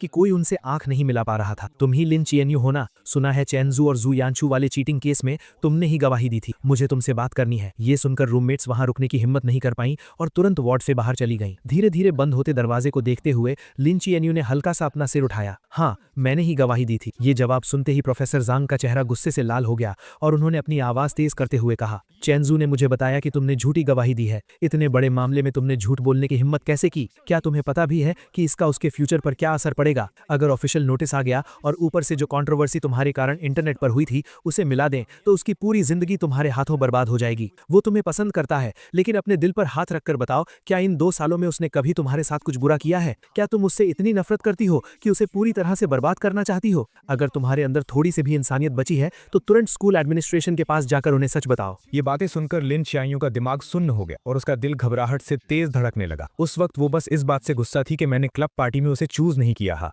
वो बस मुझे माफी मांगने पर मजबूर करना चाहती थी, इसलिए उसने टीचर जाओ से झूठ बोला था। उसने कभी सपने में भी नहीं सोचा था कि इसके इतने बड़े कॉन्सिक्वेंसेस हों। उसने अपने माथे की चोट की परवाह किए बिना स्ट्रगल करके उठने की कोशिश की ताकि वो प्रोफेसर जैंग के साथ स्कूल जाकर सच बता सके। जैसे ही वो दोनों वार्ड से बाहर निकले, हॉस्पिटल स्टाफ ने उन्हें रोक लिया। डॉक्टर्स उसे जाने नहीं देना चाहते थे और उसे समझाने लगे, लेकिन उसने किसी की एक नहीं सुनी और स्कूल जाने की जिद पकड़ ली। प्रोफेसर जैंग ने पहले ही डिसिप्लिनरी कमेटी के हेड को कांटेक्ट कर लिया था। लिन चीएनयू ने डिजाइन कॉलेज के डीन और टीचर जाओ के सामने मान लिया कि चीटिंग जो यानचू ने की थी। जो यानचू को बिल्कुल उम्मीद नहीं थी कि वो अचानक ऐसे पलट जाएगी। वो तुरंत घबरा गई और रोते हुए बोलने लगी कि उसने कुछ नहीं किया। टीचर जाओ को भी उम्मीद नहीं थी कि वो अपनी गवाही ऐसे बदल देगी, इसलिए उन्हें समझ नहीं आ रहा था कि वो किस पर ट्रस्ट करें। लिन चीएनयू ने एकदम कोल्ड फेस के साथ अपना फोन अनलॉक किया और एक फोटो निकाली। ये एक लेटर है जो यानचू ने पहले मुझे अपने हाथों से लिखा था। थोड़ी देर में मेरे फैमिली मेंबर्स इसका ओरिजिनल डॉक्यूमेंट लेकर आ जाएंगे। आप इस लेटर की हैंडराइटिंग और उस चीट शीट की हैंडराइटिंग मैच कर सकते हैं। ये सुनकर जो यानचू फूट फूट कर रोने लगी। चीएनयू, मैं यानचू हूँ। क्या तुम भूल गई कि हम साथ बढ़े हुए हैं? ये मामला खत्म हो चुका था। तुम झूठ क्यों बोल रही हो? लिन चीएनयू ने देखा कि इतने सॉलिड प्रूफ के बाद भी वो मुकरने की कोशिश कर रही है। उसकी आंखों में एक गहरी नफरत आ गई। मैंने तुम्हें कभी पसंद नहीं किया।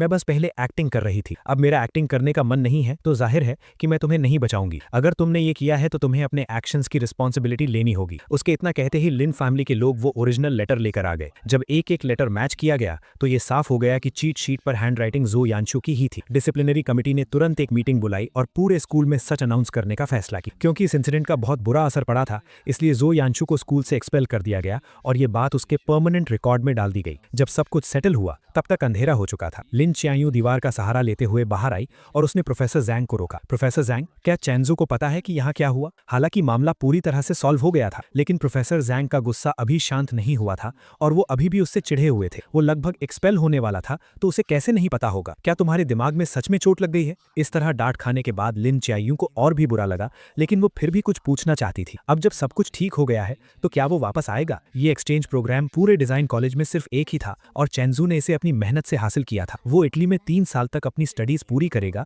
और वापस आने के बाद उसका फ्यूचर बहुत ब्राइट होगा। वो वापस क्यों आएगा? और वैसे भी क्विंगडा में तुम्हारे जैसे लोग हैं, अगर वो वापस नहीं आएगा तो कम से कम उसे तकलीफ तो नहीं सहनी पड़ेगी। अगर मुझे पता होता कि वो इतना अंधा है कि तुम्हारी जैसी लड़की को पसंद करेगा, तो मैंने उसे उसी वक्त समझाया होता कि पार्टनर चुनते वक्त अपनी आंखें खुली रखनी चाहिए। जब मुझे प्रोफेसर जैंग का सब कुछ ठीक होने वाला कॉल आया, मैं बीच पर सन बात ले रहा था। मुझे नहीं पता कि प्रोफेसर ने लिन च्यायू से सच कैसे उगलवाया, लेकिन मैंने उन्हें दिल से थैंक यू कहा। प्रोफेसर जैंग ने मुझे कुछ और एडवाइस दी और फिर अपनी मीटिंग के लिए चले गए। मैंने अपने बगल में रखा जूस पिया और आराम से अपनी बीच चेयर पर लेट गया। 3 दिन पहले मैं इटली पहुंचा था और मेरा प्लान सीधा एडमिशन की फॉर्मेलिटीज पूरी करने का था, लेकिन स्कूल एडमिनिस्ट्रेशन ने वेरिफिकेशन के लिए चाइना कॉल किया और अचानक मुझे बताया कि मेरे एडमिशन में कोई प्रॉब्लम है और अभी प्रोसेस नहीं हो सकता। मैंने अपने रूममेट से पूछा, तब मुझे पता चला कि किसी ने छुपकर मेरी कंप्लेन की है। इसलिए मैंने प्रोफेसर जैंग को कांटेक्ट किया, उन्हें सारी बात बताई और उनसे हेल्प मांगी। हालांकि प्रोफेसर जैंग चिंगडा के बहुत रिस्पेक्ट वाले इंसान हैं, लेकिन मुझे पता था कि इस सिचुएशन को क्लियर करना बहुत मुश्किल होगा और मैं किसी भी तूफान का सामना करने के लिए रेडी था। सच कहूं तो लिन च्यायू से मिलने के बाद से मेरा स्ट्रेस सहने का लेवल बहुत बढ़ गया था। अब जब मैं एक्सपेल होने जैसी बड़ी प्रॉब्लम को फेस कर रहा था, तब भी मैं एकदम चिल था। यहाँ तक कि मैंने रातों रात ही फ्लाइट टिकट बुक की और वेकेशन के लिए बीच पर आ गया। अब जब सब कुछ सॉल्व हो गया था, तो मैं पूरी तरह से रिलैक्स हो गया और सोचने लगा कि वापस जाकर अपने एडमिशन के बचे हुए काम कब पूरे करूं। मैं फ्लाइट सर्च कर ही रहा था कि तभी हॉस्टल ग्रुप चैट पर एक नोटिफिकेशन आया, चेंजू, अभी लिन च्यायू हॉस्टल आई थी और तुम्हारा कॉन्टैक्ट नंबर मांग रही थी। वो कह रही थी कि उसे माफी मांगनी है, लेकिन हम उसके धोखे में नहीं आने वाले, तुम टेंशन मत लो। हमने उसे एक नंबर भी नहीं दिया। तुम्हें नहीं पता वो अभी कितनी कमजोर और बीमार लग रही थी। उसके सिर पर पट्टियां बनी हुई थी। सुना है कि वो पिछले 2 दिन से आईसीयू में थी। सच में कर्मा इज रियल, वो इसी लायक है। इन मजेदार बातों को पढ़कर मेरे दिमाग में तुरंत वो सीन आ गया जब लिन च्यायू मेरा नया नंबर मांग रही होगी और उसे मना कर दिया गया होगा। मेरे होठों पर एक स्माइल आ गई। मैंने ग्रुप में एक बड़ा सा रेड एनवेलप भेजा और लिखा, इन दिनों मेरी हेल्प करने के लिए आप सबका बहुत बहुत थैंक यू। सब कुछ अच्छे से सॉल्व हो गया है। जब ये 3 साल पूरे हो जाएंगे और मैं चाइना वापस आऊंगा, तो मैं आप सबको ट्रीट दूंगा और पर्सनली थैंक यू कहूंगा। मिलान वापस जाने की सबसे अर्ली फ्लाइट बुक करने के बाद मैंने अंगड़ाई ली और खड़ा हो गया। मैं उस सॉफ्ट बीच पर चलते हुए अपने होटल की तरफ जाने लगा। इस बार एडमिशन का प्रोसेस एकदम स्मूथली हो गया, कोई प्रॉब्लम नहीं। मैंने अपने हाथ में ऑफिशियल स्टैंप लगे डॉक्यूमेंट्स और अपना नया स्टूडेंट आईडी कार्ड देखा और मेरे चेहरे पर एक सेटिस्फैक्शन वाली स्माइल आ गई। क्या आप हॉस्टल में रहेंगे या अपना अपार्टमेंट ढूंढेंगे? मैंने पहले ही एक अपार्टमेंट ढूंढ लिया है। मुझे इंटरनेशनल स्टूडेंट्स वाले क्राउडेड हॉस्टल्स में रहना पसंद नहीं है, इसलिए मैंने आने से पहले ही स्कूल के पास एक छोटा सा अपार्टमेंट खरीद लिया था। मैं तुरंत अपना लगेज लेकर वहां चला गया। वहां पहुंचने के बाद मैंने अपने सामने सीढ़ियां देखी और अपने भारी सूटकेस को उठाने की कोशिश की और एक लंबी सांस ली। मैं सोच ही रहा था कि क्या मुझे पैसे देकर किसी से हेल्प लेनी चाहिए कि तभी एक बहुत ही खूबसूरत लड़की मेरे पास आई। उसने इंग्लिश में मुझसे पूछा कि क्या मुझे हेल्प चाहिए। मैंने जल्दी से सिर हिलाकर हाँ कर दी। उस खूबसूरत लड़की ने मेरा लगेज उठाने में हेल्प की और हम सीढ़ियां चढ़ने लगे। रास्ते भर हम बातें करते रहे। अपार्टमेंट के दरवाजे तक पहुंचते पहुंचते हमने एक दूसरे को इंट्रोड्यूस भी कर दिया था। मैंने थोड़ा झुककर उसे थैंक यू कहा, लेकिन उसने अपनी लाल हो चुकी हथेलियां दिखाई और मजाक करते हुए बोली, मैंने तुम्हारी हेल्प की है, क्या सिर्फ एक थैंक यू काफी होगा? अगर तुम्हें प्रॉब्लम ना हो तो क्या तुम मुझे अपना बिजनेस कार्ड दे सकते हो? ये सुनकर मैं एक पल के लिए हैरान रह गया, लेकिन जल्द ही समझ गया कि मैंने अपनी पॉकेट्स में बहुत ढूंढा, लेकिन मुझे कोई कार्ड नहीं मिला। मैंने बहुत सॉरी फील करते हुए कहा, सॉरी मेरे पास कार्ड नहीं है। तभी उसने पता नहीं कहां से एक पेन निकाला और अपना हाथ मेरे सामने कर दिया। प्लीज अपना फोन नंबर मेरे हाथ पर लिख दो। मैं कुछ सेकंड्स के लिए झिझका, लेकिन फिर मैंने पेन लिया और उसके हाथ पर अपना नंबर लिख दिया। नए अपार्टमेंट में शिफ्ट होने के बाद मैं कई दिनों तक बिजी रहा और आखिरकार मैंने घर को अच्छे से सेट कर लिया। रात को मुझे एक मैसेज मिला कि इस बैच के सभी इंटरनेशनल एक्सचेंज स्टूडेंट्स की रिपोर्टिंग पूरी हो चुकी है और कल ऑडिटोरियम में एक वेलकम सेरेमनी होगी। मैंने टाइम नोट कर लिया और अगले दिन सुबह जल्दी घर से निकल गया। इन कुछ दिनों में जब भी मुझे फ्री टाइम मिलता था, मैं स्कूल में घूमता था, लेकिन स्कूल बहुत बड़ा था और सारी बिल्डिंग्स एक जैसी ही दिखती थी, इसलिए मैं रास्ता भूल गया। टाइम होने ही वाला था और मैं किसी से रास्ता पूछने ही वाला था कि अचानक मेरा फोन बज उठा। एक अननोन नंबर था। कुछ सेकंड सोचने के बाद मैंने पिक कर ली। मुझे एक बहुत ही जानी पहचानी आवाज सुनाई दी, लेकिन मैं याद नहीं कर पा रहा था कि ये किसकी आवाज है। मैं अभी कंफ्यूज ही था कि अचानक पीछे से किसी ने मेरे कंधे पर हाथ रखा। मैंने पीछे मुड़कर देखा तो वो सिल्विया थी, वही खूबसूरत लड़की जिसने कुछ दिन पहले मेरी हेल्प की। वो स्माइल करते हुए मुझे हाय कह रही थी और उसका फोन अभी भी उसके कान पर था। तब मुझे समझ आया कि ये उसका नंबर था। मेरे चेहरे पर एक सरप्राइज भरा एक्सप्रेशन रिएक्शन आ गया। हम दोनों एक साथ हंस पड़े। तुम कहाँ खोए हुए हो? मैंने सच सच बता दिया कि मैं रास्ता भटक गया हूँ। ऑडिटोरियम का नाम सुनकर उसने तुरंत कहा कि उसे भी वहीं जाना है और वो मुझे रास्ता दिखा सकती है। मैं भी वहीं जा रही हूँ, चलो मैं तुम्हें ले चलती हूँ। मुझे उस पर कोई शक नहीं हुआ। हम दोनों एक भूल भुलैया जैसे कॉलेज कैंपस में घूमते हुए हंसते बोलते जा रहे थे। करीब 10 मिनट चलने के बाद सिल्विया ने सामने वाली बिल्डिंग की तरफ इशारा करते हुए कहा, हम पहुंच गए। मैंने अपना फोन निकालकर चेक किया और वो बिल्डिंग बिल्कुल वैसी ही लग रही थी जैसी एलुमनाई ने फोटो में भेजी थी। मैंने जल्दी से हाथ हिलाकर सिल्विया को थैंक यू कहा। ये वेलकम सेरेमनी 2 घंटे तक चली। जब मैं ऑडिटोरियम से बाहर आया तो मेरी कमर दर्द करने लगी। मैं सोच ही रहा था कि लंच कहाँ करूं, तभी अचानक मेरे सामने कोई आ गया। सिल्विया ने स्माइल करते हुए मुझे हाय कहा और मेरे लंच प्लान के बारे में पूछा। मैं खुद इस बात को लेकर परेशान था। उसने मेरी परेशानी समझ ली और एक रेस्टोरेंट सजेस्ट करते हुए मुझे साथ चलने के लिए इनवाइट किया। मैं मान गया और उसके साथ स्कूल से बाहर निकल गया। जब हम रेस्टोरेंट के दरवाजे पर पहुंचे तब मैंने देखा कि ये एक चाइनीज रेस्टोरेंट है। मेरी आंखों में थोड़ी हैरानी दिखी। क्या तुम मुझे चाइनीज फूड खिलाना चाहती हो? क्या तुम्हें ये खाना पसंद आएगा? मैंने सुना है कि तुम लोगों को यहाँ का खाना जल्दी सूट नहीं करता। मैं चाहती थी कि आज हमारा लंच बहुत अच्छा रहे और मैं भी चाइनीज फूड ट्राई करना चाहती थी, इसलिए मैंने ये रेस्टोरेंट सेलेक्ट किया। मुझे उम्मीद नहीं थी कि वो इतनी केयरिंग होगी, इसलिए मैं उसकी बात टालना नहीं चाहता था। तो ठीक है, यही रेस्टोरेंट सही रहेगा। मैं भी यहाँ का होस्ट ही हूँ, तो ये मील मेरी तरफ से होगा। मुझे उम्मीद है कि तुम्हारा पहला चाइनीज फूड एक्सपीरियंस बहुत अच्छा रहे। हम बातें करते हुए रेस्टोरेंट के अंदर गए और एक सीट ढूंढकर बैठ गए। सिल्विया के चीयरफुल और पुनाइट नेचर की वजह से हमारा लंच बहुत मजेदार रहा। हमने ईस्ट और वेस्ट के कल्चर डिफरेंसेस के बारे में बात और स्कूल में होने वाली मजेदार चीजों पर डिस्कस किया। हम बहुत जल्दी अच्छे दोस्त बन गए। लंच के बाद सिल्विया मुझे मेरे अपार्टमेंट तक छोड़ने आई। जाते वक्त उसके चेहरे पर एक उदासी सी। क्या मैं तुम्हें इस वीकेंड एक आफ्टरनून टी के लिए इनवाइट कर सकती हूँ? वीकेंड पर मौसम बहुत अच्छा था, इसलिए मैं खुशी खुशी चला गया और सिल्विया के साथ एक गार्डन कैफे में बैठकर बातें करने लगा। झील के पास से सफेद कबूतरों का एक झुंड उड़ता हुआ आया और एक पंख धीरे से मेरे सिर पर आ गिरा। सिल्विया ने देखा और हंसते हुए उसे हटाने के लिए खड़ी हुई। हम दोनों एक दूसरे के बहुत करीब और दूर से देखने पर ऐसा लग रहा था जैसे हम बहुत क्लोज हों। मैंने अपनी हंसती हुई आंखें ऊपर की और कहा, थैंक यू। मैंने जैसे ही ये कहा मेरी नजर अचानक बाईं तरफ गई और मेरी आंखें वहीं जम गई। वो औरत जो दरवाजे पर खड़ी थी, जिसके माथे पर पट्टी बंधी थी और जिसका चेहरा बिल्कुल उतरा हुआ था, वो मुझे लिन कियान यू जैसी क्यों लग रही थी? मैं उसे ध्यान से देख भी नहीं पाया था कि वो औरत गुस्से से मेरी तरफ आने लगी। उसने अपनी खून से लाल हो चुकी आंखों से नीचे रखे टेस्टी केक्स को देखा और उसकी नजरें हम दोनों के बीच घूमने लगी। ये कौन है? ये जानी पहचानी आवाज सुनकर मुझे पक्का हो गया कि ये लिन कियान यू ही है। मुझे नहीं पता था कि उसे कैसे पता चला कि मैं यहाँ हूँ, लेकिन मुझे उसे देखकर कोई हैरानी नहीं हुई। मुझे पता था कि एक न एक दिन वो मेरे पीछे इटली जरूर आएगी। आखिरकार लिन कियान यू की नजरों में मैं उसका एक ऐसा शिकार था जिसे वो आसानी से पकड़ सकती थी। वो मुझे अपनी नजरों से दूर भागने नहीं दे सकती थी। मैं उसे दोबारा फेस करने के लिए पहले से ही तैयार था, इसलिए उसके इतने बुरे बर्ताव के बाद भी मैं एकदम शांत। मेरी नई दोस्त है, कोई काम है क्या? दोस्त? कैसी दोस्त? तुम्हारी गर्लफ्रेंड है ना? आखिरी कुछ शब्द लिन कियान यू ने दांत पीसते हुए कहे। उसने कभी सपने में भी नहीं सोचा था कि वो इतनी बुरी चोट के साथ हजारों मील दूर मुझे सब कुछ सच बताने आएगी और मुझे किसी और लड़की के साथ डेट करते हुए देखेगी। तुम्हें विदेश आए हुए कुछ ही दिन हुए हैं और तुमने नई लड़की ढूंढ ली। क्या तुम वो नहीं हो जिसने 2 साल तक मुझे प्यार किया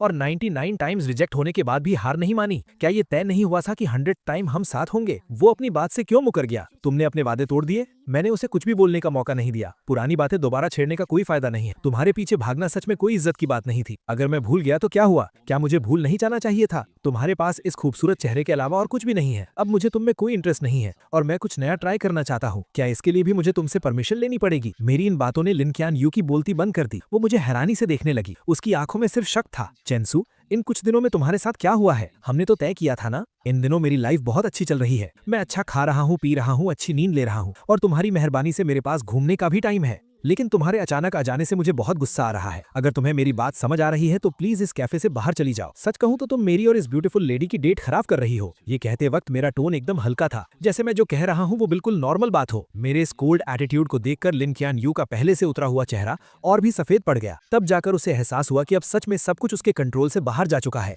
पहले मुझसे गलती हुई थी। मुझे तुम्हारी फीलिंग्स के साथ नहीं खेलना चाहिए था। आई एम सॉरी चेंसू, प्लीज मुझे माफ कर दो। क्या तुम मुझे एक और मौका नहीं दे सकते? उसके कांपते हुए हाथों को देखकर मैंने अपनी भौहें उठाई और ताना मारते हुए कहा, मैं स्कूल ब्यूटी की माफी डिजर्व नहीं करता। तुम टेंशन मत लो, अब से हम दोनों एक दूसरे के लिए अजनबी हैं। तुम्हें अब डरने की जरूरत नहीं है कि मैं तुम्हारे पीछे भागूंगा। मेरी आंखों में ये डिटर्मिनेशन देखकर लिन कियान यू समझ गई कि मैं मजाक नहीं कर रहा हूँ। वो बहुत घबरा गई और उसने अनजाने में ही मेरा हाथ इतनी जोर से पकड़ा कि मेरे चेहरे पर सिकन आ गई। सिल्विया को हम दोनों की बातें समझ नहीं आ रही थी। शुरुआत में उसे लगा कि हम बस दोस्त हैं और बात कर रहे हैं, लेकिन जब उसने देखा कि मेरा हाथ लाल हो गया है तो वो जल्दी से खड़ी हुई और मुझे छुड़ाने की कोशिश करने लगी। लिन कियान यू के लिए ये एक खुला चैलेंज जैसा था।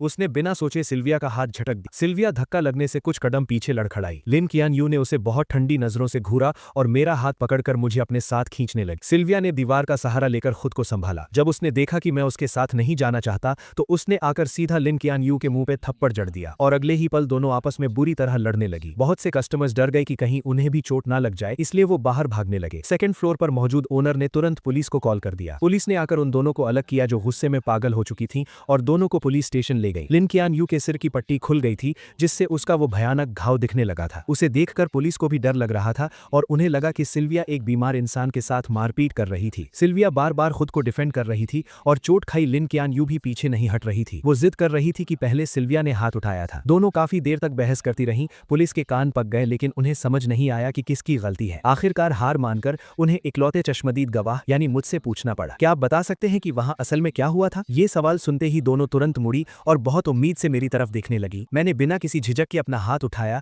लिन कियान यू की तरफ इशारा किया और कहा, पहले इसी ने उसे धक्का दिया था। ये सुनकर लिन कियान यू वहीं जम गई। उसे यकीन नहीं हो रहा था कि मैं उसके खिलाफ गवाही दूंगा। उसकी आवाज कांप रही थी। मैंने तो बस उसे हल्का सा धक्का दिया था, पहले थप्पड़ उसने मारा था। चेन जो, तुम ऐसा क्यों कर रहे हो? बात यहीं रुक गई। लिन कियान यू के दिमाग की बत्ती जली और उसे एक झटके में समझ आ गया कि मैंने ऐसा क्यों कहा। वो मुझसे बदला ले रहा था। वो चाहता था कि मैं भी बिना किसी गलती के झूठे इल्जाम सहने का दर्द फील करूं। ये बात समझ आने के बाद वो एक शब्द भी नहीं बोल पाई। पुलिस को चाइनीज समझ नहीं आ रही थी तो उन्होंने मुझसे ट्रांसलेट करने को कहा। मैंने सीधा सीधा हमारे रिश्ते से पल्ला झाड़ लिया। मैं सिल्विया के साथ लंच कर रहा था और ये अचानक वहां आकर तमाशा करने लगी। ये मेरी मर्जी के खिलाफ मुझे जबरदस्ती वहां से ले जाना चाहती थी और फिर इसने धक्का दे दिया जिसकी वजह से इन दोनों में लड़ाई शुरू हो गई। लिन कियान यू के दिल में बची हुई आखिरी उम्मीद भी पूरी तरह टूट गई। उसने अपना मुंह खोला और एक बेजान फटी हुई आवाज में पूछा, क्या तुम अब कभी मेरी साइड नहीं लोगे? मैंने तिरछी नजरों से उसे देखा और एक ठंडी स्माइल के साथ कहा, मैं एक सच्चा इंसान हूं, मैं हमेशा सिर्फ सच का साथ दूंगा। लिन कियान यू ने फिर भी हार नहीं मानी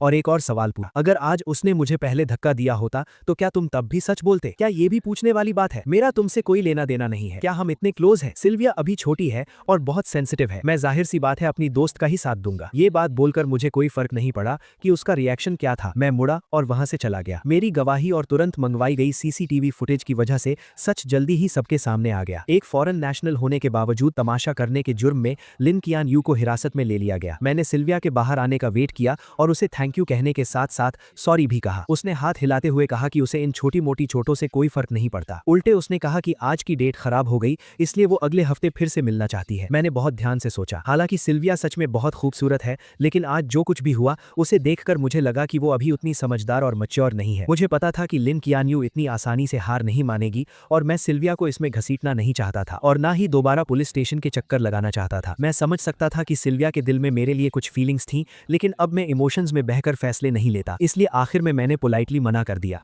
अगले 15-20 दिनों तक मुझे लिन क्वान यू कहीं नहीं दिखी। मेरी लाइफ फिर से ट्रैक पर आ गई। बाद में सिल्विया ने मुझे 2 बार और इनवाइट किया लेकिन मेरे मना करने के बाद हमारा रिश्ता वहीं खत्म हो गया। मुझे इस थोड़े टाइम के कनेक्शन के टूटने का कोई दुख नहीं। इस विदेश में मुझे थोड़ी बहुत कुकिंग आती थी इसीलिए मैं जल्दी ही इंटरनेशनल स्टूडेंट्स के ग्रुप में मिक्स हो गया। जब मैं लिन क्वान यू नाम के इंसान को लगभग भूलने ही वाला वो अचानक फिर वापस आ गई। वो स्कूल में गुलाब और गुब्बारों से भरी एक गाड़ी लेकर आई और मेरा रास्ता रोक लिया। चारों तरफ से लोग हैरानी से देख रहे थे और मुझे समझ नहीं आ रहा था कि मैं क्या कहूं। लिन क्वान यू को मेरे एक्सप्रेशन से कोई फर्क नहीं पड़ा। उसने सीधे अपने दिल की बात कह दी, चेंजो, अगर मैं भी 100 टाइम्स तुम्हें प्रपोज करूं तो क्या तुम मुझे एक और मौका दोगे? अगर मैं कुछ महीने पहले वाला इंसान होता तो ये बातें सुनकर खुशी से रो पड़ता लेकिन अब मुझे कोई फर्क नहीं पड़ा बल्कि ये सुनकर मेरे रोंगटे खड़े हो गए। कितना चीप ड्रामा है और कितने क्रिंजी डायलॉग्स हैं। उस वक्त मुझ पर कौन सा भूत सवार था कि मैंने सबके सामने इतनी बार उसे ऐसे प्रपोज किया था। उन पुरानी बातों को याद करके मुझे दुख नहीं होता बल्कि खुद पर शर्म आती है कि मैंने ये सब कैसे किया। इस वक्त मेरे सामने खड़ी लड़की क्या कह रही थी मैंने एक वर्ड भी नहीं सुना।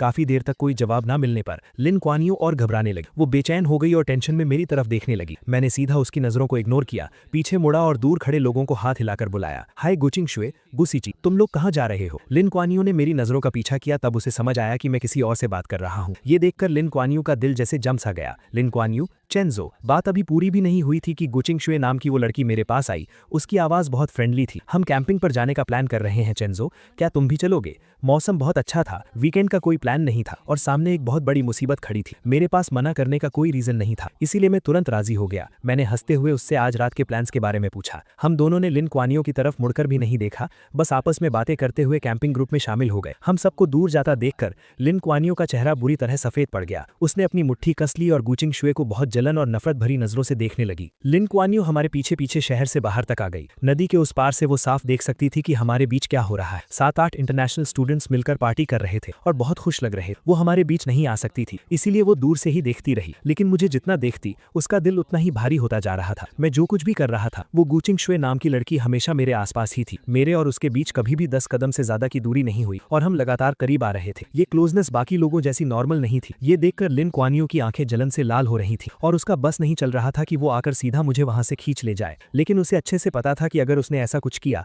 तो मुझे बहुत गुस्सा आएगा। वो नहीं चाहती थी कि हमारा रिश्ता और खराब हो, इसीलिए वो आग में घी डालने वाला कोई काम नहीं कर सकती थी। उसे अपने दिल को जला रही उन सभी फीलिंग्स को दबाना पड़ा और खुद को काम रहने के लिए मनाना पड़ा। उसने लगातार 6 घंटे तक सब कुछ बर्दाश्त किया। धीरे धीरे अंधेरा होने लगा। हमने बॉनफायर जलाई और बहुत मजे से पार्टी कर रहे थे। वहां बहुत शोर था और मुझे इतनी आवाज की आदत नहीं थी, इसलिए मैं ताजी हवा खाने अकेले नदी के पास चला गया। मौका देखकर लिन क्यानियो मेरे पास आ गई। चेंजो, मुझे तुमसे कुछ बात करनी है। आज मेरा मूड बहुत अच्छा था, लेकिन फिर भी मुझे उसे देखकर अच्छा नहीं लग रहा था, इसलिए मेरी टोन थोड़ी रूखी थी। सॉरी, मुझे कुछ नहीं सुनना। ये बोलकर मैं जाने ही वाला था कि लिन क्यानियो घबरा गई। उसने सीधा मेरा हाथ पकड़ लिया। उसकी आंखों में एक रिक्वेस्ट थी, मुझे बस कुछ मिनट्स दे दो। चेंजो, कुछ बातें हैं जो मैं बहुत पहले से कहना चाहती थी। ये सुनकर मैंने आखिरकार सिर उठाकर उसकी तरफ देखा। मेरा एक्सप्रेशन बहुत अजीब था। बहुत पहले से क्या बात? कहीं ये वो बकवास तो नहीं कि तुम्हें मुझसे 2 साल पहले ही लव एट फर्स्ट साइट हो गया था? आखिरी बात कहते हुए मेरी आवाज में एक मजाक उड़ाने वाला टोन था। लिन क्यानियो को लगा जैसे उस पर बिजली गिर गई हो और वो सुन्न पड़ गई। उसने कभी सपने में भी नहीं सोचा था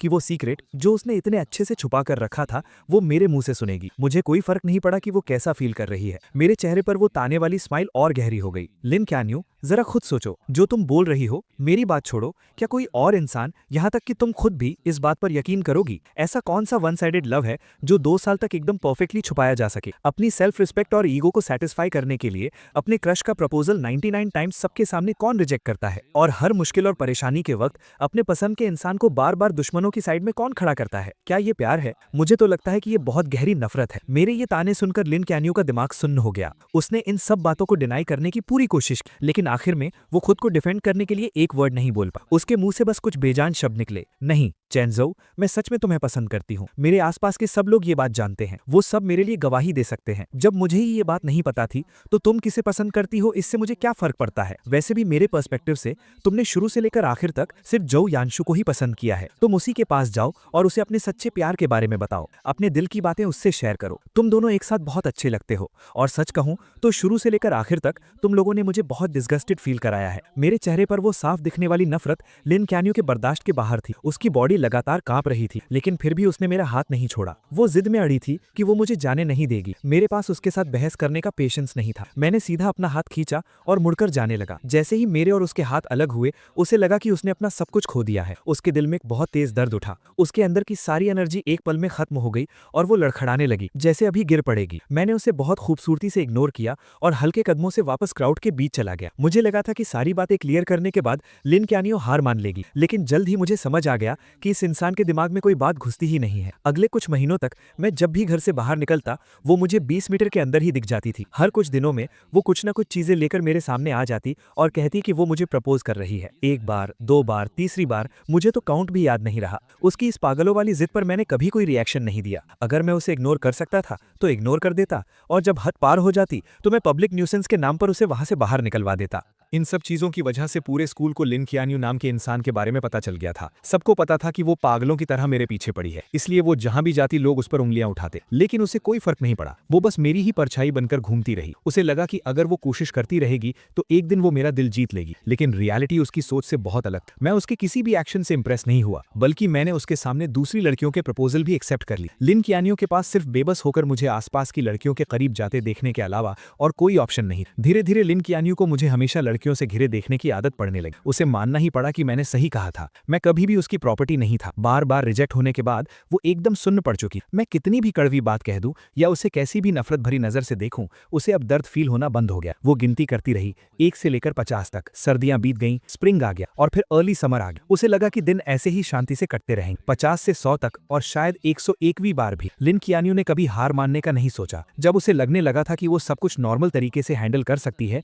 मैं एक लड़की का हाथ पकड़े उसके सामने आ गया। मैंने हंसते हुए आसपास के लोगों को बताया कि ये मेरी गर्लफ्रेंड है। उस पर लिन कियानियो को लगा जैसे आसमान टूटकर उसके सर पर गिर गया हो। उसने अपना सारा कंट्रोल खो दिया और सच जानने के लिए वो सीधा मेरे पास भागकर आने लगा। लेकिन वो मेरे पास पहुंच पाती उससे पहले ही पेट्रोलिंग कर रहे सिक्योरिटी गार्ड्स ने उसे रोक लिया। लोगों की उस दीवार के पीछे से उसने अपनी लाल आंखों के साथ पूरी जान लगाकर पूछा, क्यों? मेरी नजरें बस 1 सेकंड के लिए उस पर रुकी और मैंने बहुत नॉर्मल टोन में कहा, मैं जवान हूं, मेरे पास पैसे हैं और बहुत सारा फ्री टाइम भी, तो मैं ब्यूटीफुल लड़कियों के साथ डेट कर रहा हूं, इसमें क्या प्रॉब्लम है? प्यार कोई बुरी चीज थोड़ी है। इस वजह से लिन कियानियो बहुत दिनों तक डिप्रेशन में रही। वो बार में अकेले पीती रहती और हर रात पूरी तरह ड्रंक हो जाती। जब भी वो सुबह उठकर अपने आसपास के उस खालीपन को देखती तो वो खुद को उस दर्द में डूबने से रोक नहीं पाती। वो मेरे पास आना चाहती थी, मुझसे ब्रेकअप करने की भीख मांगना चाहती, लेकिन जब भी वो मेरे पास आती और मुझे मेरी नई गर्लफ्रेंड का हाथ पकड़े खुशी से हंसते हुए देखती तो उसमें आगे बढ़ने की हिम्मत ही नहीं बचती। आज आखिरकार लिन कियानियो वो सब फील कर पा रही थी जो मैंने फील किया था, लेकिन अब बहुत देर हो चुकी। उसने अपने फैमिली और फ्रेंड्स की कोई एडवाइस नहीं सुनी। वो एक प्रॉपर एंडिंग पाने की जिद में विदेश में ही रुक गई। गर्मियों की तपिश खत्म होते होते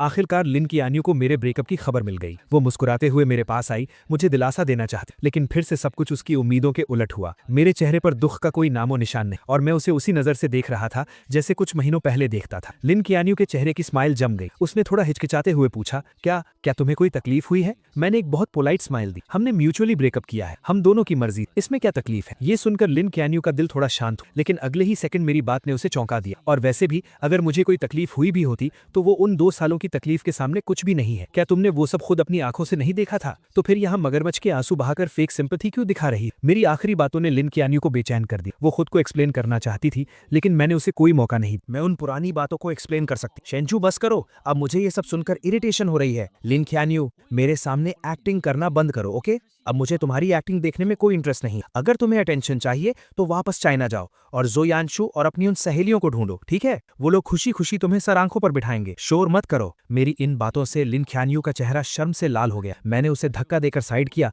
और सीधा टीचिंग बिल्डिंग की तरफ चला गया। किंग ने आसपास के सब लोगों को मेरे नाम के लिए करेक्ट कर दिया था। अब सब मुझे मेरे इंग्लिश नाम से बुलाते थे। बहुत कम लोगों को पता था कि मैं ही वो लू चेंशु हूं जिसे प्रपोज किया जा रहा है। इस पॉइंट तक आते आते लिन कियानियो के प्रपोज करने के सारे आइडियाज खत्म हो चुके थे। आखिरकार उसके पिछले 99 प्रपोजल्स मुझे हिला तक नहीं पाए थे। अब वो सच में बेबस हो चुकी थी। आखिर में एक दोस्त की एडवाइस पर उसे एक आइडिया आया, 100th प्रपोजल। उसने स्कूल के स्मॉल गार्डन को सिलेक्ट किया। उसने वहां एक बहुत बड़ा डोमिनो इफेक्ट सेटअप किया जिसमें हमारी पहली मुलाकात का सीन बना हुआ था। उसने पेड़ों पर बहुत सारी स्टार लाइट्स लगा दी और रात में गार्डन की कैंडल्स जलाकर मुझे पास्ट की यादों में ले जाने का प्लान बनाया। मुझे धोखे से वहां बुलाने के लिए लिन कियानियो ने बहुत से लोगों की हेल्प ली और दर्जनों प्लान्स बनाए। इस बार वो मुझे पक्का यकीन दिलाना चाहती थी कि उसे सच में मुझे देखकर लव एट फर्स्ट साइट हुआ था और अब उसे अपनी गलती का सच में बहुत पछतावा है। सब कुछ रेडी था, लेकिन जब तय किया हुआ टाइम आया मैं वहां नहीं पहुंचा। लिन कियानियो पूरी तरह से पागल हो गई। उसने कार से हर वो जगह ढूंढी जहां मैं हो सकता था। 9 बजे का अलार्म बजा। वो अंधेरा गार्डन अचानक लाइट से जगमगा उठा।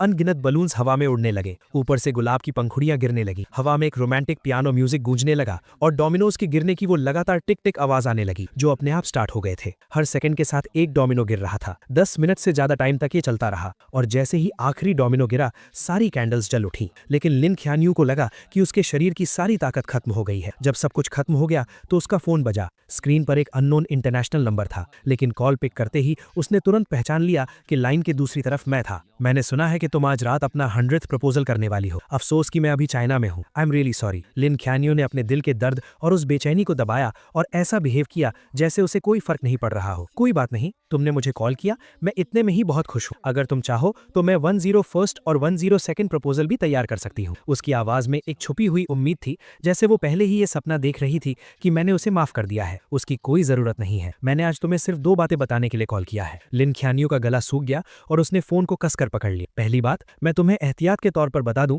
कि अभी सर्दियां चल रही हैं और हवा बहुत रूखी है। अगर तुम्हारा नाटक खत्म हो गया हो तो गार्डन की वो सारी कैंडल्स जल्दी से बुझा देना, कहीं ऐसा ना हो कि आग लग जाए। ये सुनकर लिन ख्यानियो ने अपना सिर ऊपर उठाया और देखा कि एक सूखा पत्ता धीरे धीरे नीचे गिर रहा है। दूसरी बात, मैं तुम्हें गुड न्यूज देना चाहता था। मैं फिर से रिलेशनशिप में हूँ और ये गर्लफ्रेंड मेरी पिछली गर्लफ्रेंड से भी ज्यादा खूबसूरत है। तुम्हारे प्रपोजल्स 100th टाइम पर ही रुक सकते हैं। मेरी इन कुछ नॉर्मल सी बातों ने लिन ख्यानियो के दिमाग में अनगिनत गूंज पैदा कर दी। एक ही पल में उसे लगा जैसे उस पर किसी ने जादू कर दिया हो। उसके माथे पर एक बहुत तेज चुभने वाला दर्द होने लगा। उस भयानक दर्द में उसके शरीर में कोई जान नहीं बची। उसका फोन धड़ाम से नीचे गिरा और सीधा एक कैंडल स्टैंड पर जा लगा। कुछ ही सेकंड्स में गार्डन में बहुत तेज आग फैल गई, लेकिन उसने वहां से भागने या मदद के लिए चिल्लाने की कोई कोशिश नहीं की। वो एक मूर्ति की तरह वहीं खड़ी रही और उस गार्डन का एक हिस्सा बन गई। पूरी रात बीत गई। गार्डन के सारे पेड़ जलकर राख हो गए। शुक्र है कि किसी की जान नहीं गई। फायर फाइटर्स टाइम पर पहुंच गए और उन्होंने धुएं से बेहोश होने वाली लिन ख्यालियो को बचा लिया। हालांकि किस्मत से उसकी जान बच गई थी, लेकिन इस आग की घटना से चिंगडा स्कूल एडमिनिस्ट्रेशन बहुत गुस्से में था। उन्होंने स्ट्रिक्ट एटीट्यूड के साथ कहा कि वो इसके लिए जिम्मेदार इंसान को नहीं छोड़ेंगे। प्राइम सस्पेक्ट होने के नाते पुलिस ने लिन ख्यानियो को अरेस्ट कर लिया। जब लिन फैमिली को यह खबर मिली तो वो बहुत परेशान हो गए। उन्होंने उसे बचाने के लिए अपने सारे कनेक्शंस का इस्तेमाल किया, लेकिन क्योंकि ये एक इंटरनेशनल केस था,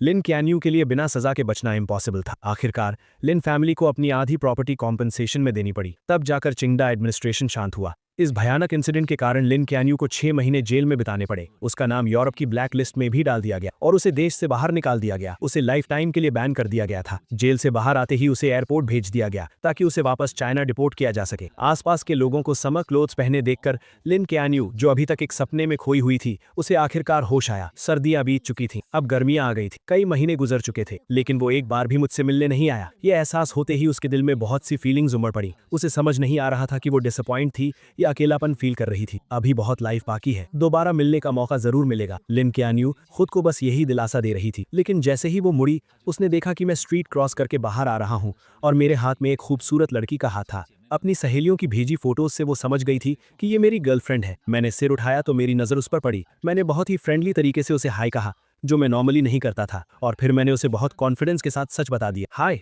लॉन्ग टाइम नो सी, मैं अभी जर्मनी ट्रिप से वापस आया हूँ। तुम तो आखिरकार बाहर आ ही गई। वक्त सच में बहुत जल्दी बीत जाता है। मैं तुम्हें इंट्रोड्यूस करा दूं, ये मेरी नई गर्लफ्रेंड मोनिका है। चाइना वापस लौटने के बाद लिन ख्यानियो ने कुछ लोगों के थ्रू मुझे एक मैसेज भिजवाया था। उसने पूछा था कि क्या मैं ये सब एक्टिंग कर रहा हूँ या ये मेरा सच है। मैंने उसे कोई रिप्लाई नहीं दिया। अब तक मैं लिन ख्यानियो को पूरी तरह समझ चुका था। वो कहती थी कि वो मुझसे प्यार करती है, लेकिन असल में वो सिर्फ खुद से प्यार करती थी। उसके लिए मैं बस शो ऑफ करने वाला एक खिलौना था। विदेश में स्टडीज के दूसरे साल में मैंने हर मौके का फायदा उठाया और बहुत सारे कॉम्पिटिशन्स में हिस्सा लिया। दिन गुजरते गए और जल्द ही मेरे 3 साल का एक्सचेंज प्रोग्राम खत्म हो गया। मैं गोल्ड मेडल से भरा एक बॉक्स लेकर चाइना वापस आ गया। फ्लाइट से बाहर आते ही मैंने देखा कि मेरे पेरेंट्स और रूममेट्स हाथों में फूल लिए मेरा वेलकम करने के लिए खड़े हैं। जहां तक लिन ख्यानियो का सवाल है, मुझे पता है कि अब उसके पास मेरी लाइफ में दोबारा एंट्री करने का कोई मौका नहीं है। हम दोनों इस दुनिया की भीड़ में बस एक दूसरे के पास से गुजरने वाले 2 अजनबी हैं।